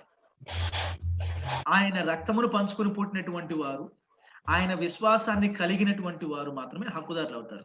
నాకు ఆయన విశ్వాసం ఒకటే ఉందని చెప్పినా కుదరదు, నాకు ఆయన రక్తం ఒకటే ఉందన్నా కుదరదు. నా ఆయన విశ్వాసం ఒకటే ఉంది కదా, ఆ విశ్వాసం ద్వారా నువ్వు ఆత్మీయ మేలు పొందుతావు. నాకు ఆయన రక్తం ఉంది విశ్వాసం ఉందంటే, ఆయన రక్తం ఉండి విశ్వాసం ఉంటే ఇప్పుడైతే పరలోక రాజ్యం, భవిష్యత్తులో అయితే 1000 రాజ్యం. This is how the new testament, new covenant works. ఇంకా ఎవరైనా మీకు న్యూ కవెనెంట్ కి లేదా చర్చ్ కు ఉన్నటువంటి రిలేషన్షిప్ విషయంలో ఏమన్నా మీకు అర్థం కాకపోతే మీరు అడగండి, దాన్ని నివృత్తి చేసుకోండి, అంతేగాని మనసులో మాత్రం దయచేసి పెట్టుకోకూడదు. రైట్? సో హిస్టారికల్ సెట్టింగ్ అంటే చారిత్రకమైనటువంటి సంగతులు మనం పరిశీలించినప్పుడు యేసుప్రభులు వారు కూడా మత్తయి శుభవార్త 26వ అధ్యాయం 28వ వచనంలో గాని ఏమంటాడంటే, this is my blood of the new covenant, ఇది నూతన నిబంధన సంబంధమగు నా రక్తము అని ప్రభు వారు మాట్లాడుతుంటాడు. ఈ నూతన నిబంధన సంబంధమగు రక్తము అనే మాటలోనే మనకు అర్థమవుతుంది నూతన నిబంధన యేసుక్రీస్తు రక్తం మూలంగా స్థాపించబడుతుంది. యేసుక్రీస్తు ప్రభువులో రక్తం ఇప్పుడు చిందించాడు కాబట్టి ఇప్పుడే నూతన నిబంధన స్టార్ట్ కావాలి, సంపూర్ణంగా అన్ని స్టార్ట్ కావాలంటే కుదరదు. ఆయనకు ఒక ప్రణాళిక ఉంది, ఆయనకు ఒక పద్ధతి ఉంది. There is a system that he works according to. మనకు తోచినట్టుగా, మనకు అనిపించినట్టుగా దేవుడు తన వ్యవహారాన్ని నడిపించాలని మనం అనుకున్నట్టుగా, మనం నమ్ముతున్నట్టుగా ఆయన చేసుకుంటూ పోవాలంటే కుదరదండి. ఆయన చెప్పిన వాటిని సిస్టమేటిక్ గా అధ్యయనం చేసుకుంటూ వెళ్ళి, ఆయన చెప్పిన వాటిని దాన్ని మనం గ్రహించుకుంటూ వెళ్ళి నలుగురికి చెప్పాలే కానీ మనం అనుకున్నట్టుగా అక్కడ నుంచి చెప్పించే ప్రయత్నం మనం ఎప్పుడు చేయదు. ఈ విషయంలో మనమందరం జాగ్రత్తగా ఉండాలి. సంఘం క్రొత్త నిబంధన కిందికే వస్తుంది, హక్కుదారులుగా కాదు, ఆహ్వానితులుగా. హక్కుదారులుగా కాదు, ఆహ్వానితులుగా మనము వాగ్దానం చేయబడింది ఏంటి అంటే పరలోక రాజ్యం. అబ్రహాము నిబంధనలో కూడా భూలోకంలోని సమస్త వంశములు ఆశీర్వదింపబడిననే మాట వాగ్దానం ఉంది అక్కడ. అబ్రహాము కవెనెంట్ లో కూడా మనం అంతర్భాగంగా ఉన్నాం. భూలోకంలోని సమస్త వంశములు ఆశీర్వదింపబడినని, అండ్ భూలోకంలోని సమస్త వంశములు అబ్రహాము సంతతి ద్వారా ఏ విధంగా ఆశీర్వదించబడతారో అనే మనం చర్చించడం మొదలు పెడితే, అబ్రహాము సంతానమైన అబ్రహాము కుమారుడైనటువంటి అబ్రహాము కుమారుడు దావీదు కుమారుడైన యేసుక్రీస్తు ప్రభువుల వారు వంశావళి. అంటే యేసుక్రీస్తు ప్రభువుల వారు అబ్రహాము కుమారుడుగా భూలోకంలో పుట్టాడు కాబట్టి, ఆయన ద్వారా మనం విశ్వాసంలోకి వచ్చి రక్షింపబడుతున్నాం కాబట్టి, ఆయన ద్వారా మనం ఆత్మీయ మేలు పొందుకుంటున్నాం కాబట్టి, పరలోక ప్రాప్తిని పొందుకుంటున్నాం కాబట్టి, ఆ రకంగా మనము అబ్రహాము నిబంధనలో అంతర్భాగం అవుతున్నాం. అలాగని చెప్పి అబ్రహాం లాగా మనం అన్ని విషయాల్లో దీవించబడాలి, అబ్రహాంకు వచ్చినట్టు ఘనత మనకు రావాలి, అబ్రహాంకు వచ్చినంత బంగారం మనకు రావాలి, అబ్రహాంకు వచ్చినటువంటి ఆశీర్వాదాలు, స్వాస్థ్యము, దేశము, భూభాగము రావాలి, కుదరదు సార్. సో అబ్రహాము నిబంధన విషయంలో మన యొక్క పాత్ర ఏంటో, క్రొత్త నిబంధన విషయంలో కూడా మన పాత్ర అలాంటిదే. సో సంఘం ప్రిడామినెంట్ గా ప్రస్తావించబడింది కాబట్టి కొత్త నిబంధన బైబిల్ అంతట్లో కూడా. కొత్త నిబంధన అంటే సంఘమే, సంఘం అంటే కొత్త నిబంధన లేదండి. కొత్త నిబంధన ఎవరిదంటే పాత నిబంధన ఎవరిదో, కొత్త నిబంధన కూడా వారిదే.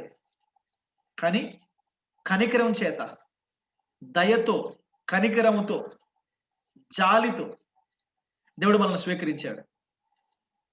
దాన్ని మనం ఇరుకు హృదయంతో కాకుండా విశాల హృదయంతో అర్థం చేసుకోవాలి. ఇందులో వివక్ష తక్కువ, మేమన్నా తక్కువ, వివక్ష, అందరూ పాపులే, అందరూ దేవుడు అనుగ్రహించి మహిమను పొందలేకపోతున్నటువంటి వారే, అందరూ శిక్షార్హులే. అయితేనేంటి ఆయన కనికరం, అయితేనేంటి ఆయన మహాకృప చేత, కనికరం చేత ఇశ్రాయేలీయులకు చేసిన దానికంటే మనకి ఎక్కువ చేశాడు. ఎందుకంటే వాళ్ళని ఒక ప్రొసీజర్లో పెట్టాడు, వాళ్ళని ఒక ప్రొసీజర్లో పెట్టి పని కానియమన్నాడు.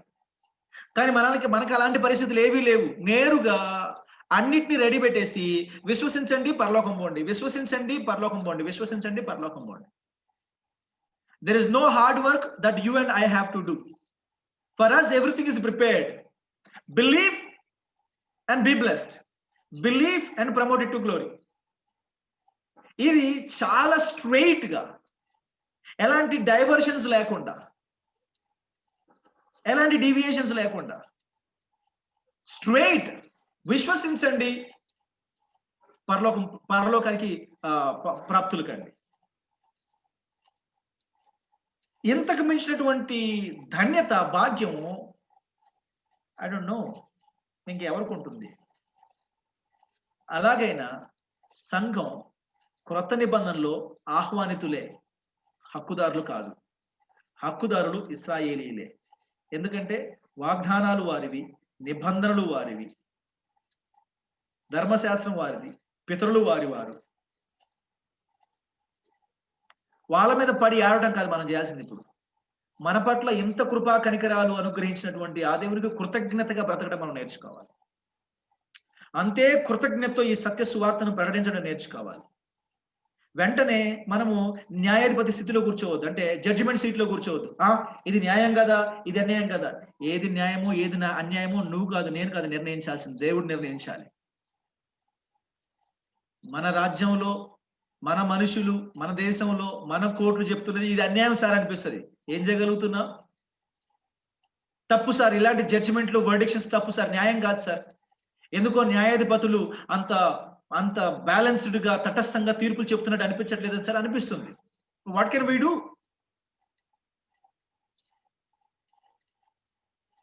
బెయిల్ రావాల్సిన వారికి రాదు, రాకూడని వారికి బెయిల్స్ వస్తూ ఉంటాయి.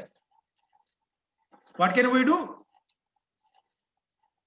శిక్షలు పడాల్సిన వాడికి పడవు, పడకూడని వాడికి పడతా ఉంటాయి. What can we do? వీటే ప్రశ్నించలేకపోతున్నాం. అదే దేవుని దగ్గరికి వచ్చేటప్పటికి అందరూ హుషారైపోతారు. ఏంటంటే, అరే దేవుడు అట్లా చేస్తాడండి, అట్లా చేస్తాడు, అది పార్షియాలిటీ కదా, అది తప్పు కదా. Who are you? Who are you?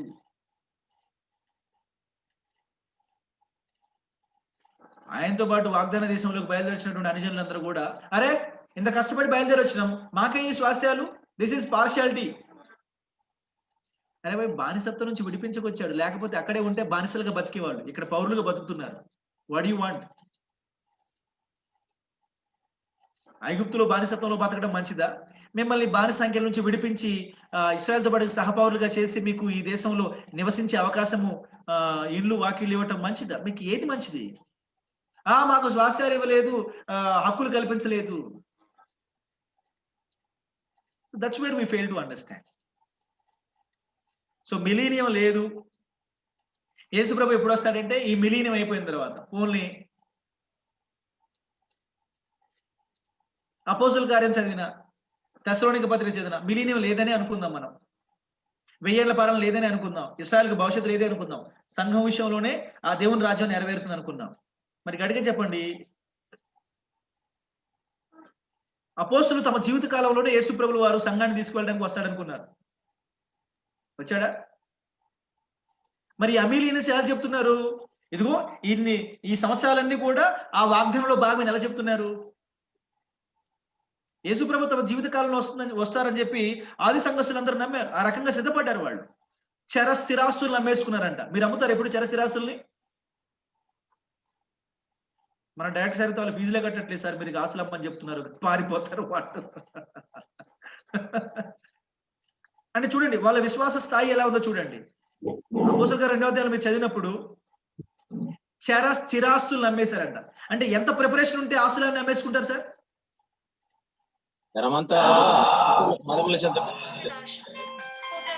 ఇప్పుడు ఎంతో ప్రిపరేషన్ ఉంటే కదా చర స్థిరాస్తులు అమ్మేసుకునేది. మరి ఆ ప్రిపరేషన్ 2000 సంవత్సరాల క్రితం వాళ్ళకి అంత ప్రిపరేషన్ ఉంది, 2000 సంవత్సరాల తర్వాత మనకి ఎంత ప్రిపరేషన్ ఉంది? అంటే సిగ్గుపడాల్సిన విషయాలు ఎన్నో ఉన్నాయండి. నిజంగా మనం సిగ్గుపడాల్సిన విషయాలు చాలా ఉన్నాయి. అరే ఇప్పటికీ టూ లేట్ అయిపోయింది, వాళ్ళ కాలంలో వస్తాడనుకున్నారు, అలా అందుకని అమ్మేసుకుని రెడీ కూర్చున్నారు, మనం ఇంకా లేట్ చేస్తున్నాము, ఎప్పుడైనా రావచ్చు అని చెప్పేసి మనం సిద్ధపడుతున్నామంటే ఆ సిద్ధపాటు మన పాటలలో ఉంటుంది, మన మాటల్లో ఉంటుంది, మన జీవితాల్లో ఉండదు. మళ్ళా ఎప్పుడు ఏదో ఒక వెతుకులాట, వెంపర్లాట, ఏదో ఒక పోరాటం. పనికొచ్చాయంటే పనికొచ్చేయం కాదు, మళ్ళీ భూలోకానికి సంబంధించినటువంటివే. నేను చెప్పొచ్చే విషయం ఏమిటంటే, ఈ ఆమెలీనియల్స్ ఇప్పుడు జరిగేదంతా పాలనే అంటారు, యేసుప్రభు వారు సింహాసనం మీద కూర్చొని పరిపాలిస్తున్నాడు అంటారు. మరి పత్రికలు చదివినప్పుడు యేసుప్రభు వారు నేడో రేపు అన్నట్టు బ్రతికినారు. ఇంత లేట్ అయి ఉండకపోతే వాళ్ళు ఏం చేసేవారు? దీన్ని సమాధానం లేదు. ఆ కాలము తీరిన తర్వాత, లేకపోతే ఆ కాలం గడిచిపోయిన తర్వాత అంటాడు ఇందాక హెబ్రీ పత్రికలో, ఇర్మియా గ్రంథంలో. ఏ కాలం అది? సమాధానం లేదు. అన్నజనుల ప్రవేశం సంపూర్ణమైపోయిన తర్వాత అంటే ఎప్పుడు? లేదు. సియోను నుండి రక్షణ వచ్చి యాకోబు నుంచి భక్తిహీనం తొలగిస్తాడు. ఎప్పుడు? సమాధానం లేదు. అంటే మిలీనియం లేదు, ఇట్ ఈస్ ఏ కింగ్డమ్, ఇప్పుడే సంఘమే కింగ్డమ్, సంఘమే దేవుని రాజ్యం, సంఘంలోనే పరిపాలన చేస్తున్నా అనగానే సరిపోయిందా? ఈ ప్రశ్నకు ఎవరు సమాధానం చెప్తాడు? మరి ఏమనంటే సంఘం కూడా కొత్త నిబంధనే కదా, సంఘంలో కూడా కొత్త నిబంధనలో సంఘం కూడా ఉంది కదా, కొత్త ఎవడు కాదన్నాడు? కానీ సంఘం విషయంలో కొత్త నిబంధన తాలూకు స్పిరిచువల్ బ్లెస్సింగ్స్ నెరవేరుతున్నాయి. దానికి మేము హక్కుదారులము, ప్రత్యేక ఆహ్వానితులుగా ఉండి. ఎంతవరకు ప్రత్యేక ఆహ్వానితులు ఎంతవరకు ఉంటారు? ఆనరరీగా ఆయన మనకి రక్షణ ఇచ్చాడు, ఉచితార్థంగా తన బిడ్డలుగా పిలువబడే భాగ్యం ఇచ్చాడు, తన పరిశుద్ధాత్మ దేవుడిని మనకిచ్చాడు, తన సన్నిధిలో నిందారహితంగా నిలబెట్టగలిగేంత వరకు మనల్ని కాపాడడానికి పరిశుద్ధాత్మ దేవుడిని ఇచ్చాడు, మన కొరకు తన పరిశుద్ధ వాక్యాన్ని ఇచ్చాడు, మనకి బోధించడానికి బోధకులను ఇచ్చాడు. ఎందుకంటే మనకి ఏం కావాలి? లేదు సార్ ఇశ్రాయేలులకు వాగ్దానం చెప్పండి, ఫిజికల్ బ్లెస్సింగ్స్ కూడా మాకు కావాలి. దురాశ అంటే ఇదే మరి, కకృతి అంటే ఇదే మరి. వాళ్ళ దాంట్లో మనకేం సంబంధం? వాళ్ళ దాంట్లో ఎందుకు చేయబెడతారు వెళ్ళి? అసలు ఊహించిన దిక్కులో నుంచి సహాయం వచ్చింది కదా. సో ఈ నిబంధనల యొక్క క్రమాన్ని మనం అర్థం చేసుకున్నప్పుడు, ఈ నిబంధనల సారాన్ని మనకు అర్థం చేసుకున్నప్పుడు మన బోధల్లో చాలా మార్పు వస్తుంది, రావాలి. ఇంకా స్టేజ్ల మీద ఎక్కేసి నేను ఓదర కొడతాను అంటే కుదరదు. ఏం మాట్లాడుతున్నారో చూసుకొని మాట్లాడండి. ఏ టెక్స్ట్ లో ఉన్నారో, ఏ కాంటెక్స్ట్ లో ఉన్నారో, అది సంఘమా, ఇజ్రాయేలా, అది భవిష్యత్తు, వర్తమానమా, భూతకాలమా చూసుకొని మాట్లాడండి. ఆశీర్వాదాలన్నీ మనమే అన్నట్టుగా మాట్లాడకపోకండి. వాక్యానికి లోబడి మాట్లాడండి. ఒక లేఖాన్ని బోధించేటప్పుడు ఇంకొక లేఖనానికి అన్యాయం చేయకండి. సో బ్యాలెన్స్డ్ గా చేసి ద రూల్స్ ఆఫ్ ఇంటర్ప్రిటేషన్ ని ఫాలో కండి.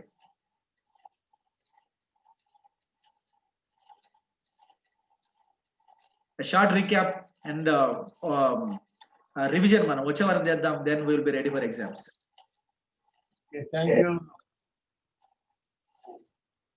Thank you very much professor Kumar గారు. Thank you sir. ఇవాళ మంచి డోసులే, డోసుల మీద డోసులు. Okay, can I ask Kirti Prakash Garu? I hope that everybody is preparing for exam. Yes, sir, absolutely. Good. Okay, sir. You are on the move. Good. Marathon is going on and on and on. Okay. As the session is ప్రార్థన that. చేసేటప్పుడు subject మీదనే prayer చేయాలి. Yes, sir, yes, sir. Please. Regarding eschatology class and our exams. అందరు కళ్ళు మూసుకున్నట్లయితే ప్రార్థనలోకి వెళదాం. స్తోత్రం స్తోత్రం స్తోత్రం. మహిమ కలిగిన మా ప్రియ పరలోక పరమ తండ్రి, మీ బంగారు పాదముల చెంతకు వచ్చి మరి గుడ్ న్యూస్ బైబిల్ కాలేజ్ ద్వారా మరి బీడీలో ఉన్నటువంటి ఈ యొక్క విద్యార్థులందరితో మరి ఈ యొక్క ఎస్కటాలజీ క్లాస్లో పార్టిసిపేట్ చేయటకు పాల్పడినటువంటి నాకు కూడా ఇచ్చినటువంటి గొప్ప ఆధిక్యతను బట్టి వేలాది వందనములు స్తుతులు స్తోత్రం చేయించుకుంటున్నాం. మరి ముఖ్యంగా మరి బోధకులు మరి ఉపాధ్యాయులు మరి అదేవిధంగా యాజమాన్యాన్ని బట్టి ప్రత్యేకంగా ప్రార్థించుకుంటున్నాం. వారు ఇచ్చినటువంటి మరి ఉపదేశమును సందేశమును మా యొక్క హృదయంలో యోగ్యమైన విధంగా పదిలపరుచుకొని నీ యొక్క వాక్యమును మరి అందరికీ యోగ్యమైన విధంగా ముందు మేము తెలియజేసుకొని దాన్ని అభ్యసించి గొప్ప తరబేతును పొంది దాన్ని ఇతరులకు పంచేటటువంటి విధానంలో ఎటువంటి తప్పులు జరగకుండా మరి చూసుకోవలసినటువంటి జాగ్రత్తలను మేము చూసుకుంటకు మా యొక్క వ్యక్తిగతమైనటువంటి మరి అనవసరమైనటువంటి విషయాలను చర్చించకుండా ఉండటకు కావాల్సినటువంటి ఆ యొక్క పరలోక జ్ఞానంతో కావాల్సినటువంటి నడిపింపును మాకు దయచేయమని ఒక పరిశుద్ధాత్మ అభిషేకంతో మమ్మల్ని నింపి నడిపించమని వేడుకొంచున్నాం. అదేవిధంగా ప్రభువా మరి ముఖ్యంగా మరి త్వరలో జరగనైనటువంటి మరి యాన్యువల్ ఎగ్జామ్స్ గురించి ప్రత్యేకంగా యాజమాన్యం చేసినటువంటి ఆ యొక్క ఏర్పాట్లను బట్టి ప్రత్యేకంగా ప్రార్థించుకోవచ్చు. ప్రతి ఒక్క విద్యార్థి కూడా సరైన విధంగా శిక్షణలో మరి పొందినటువంటి ఆ యొక్క గొప్ప తర్బీదుని యోగ్యమైన విధంగా మరి ఆ యొక్క ఎగ్జామ్స్లో సరైన విధంగా ప్రజెంట్ చేయటకు కావాల్సినటువంటి నీ యొక్క కృపను కనికరమును కాపుదలను దయను కనికరమును అందరికీ సమృద్ధిగా దయచేయమని వేడుకొంచున్నాం. అదేవిధంగా ఈరోజు క్లాస్లో పార్టిసిపేట్ చేసినటువంటి బిడ్డలందరికీ రావాల్సినటువంటి దీవులను మరి ఎవరెవరైతే రాలేకపోయినారో వారి యొక్క పరిస్థితులను మీరే సమీక్షించమని స్తుతి ఘనత మహిమ ప్రభావం నీకే ఆరోపించుకోవచ్చు. మా ప్రభువును మా రక్షకుడును మాకై త్వరగా నజరేయుడైన యేసు నామమున అడిగి వేడుకొంచున్నాము తండ్రి. ఆమేన్. ఆమేన్. Thank you so much and God bless you all. Good night. Good night. Thank you sir. Thank you very much. Good night, sir. Good night. Good night.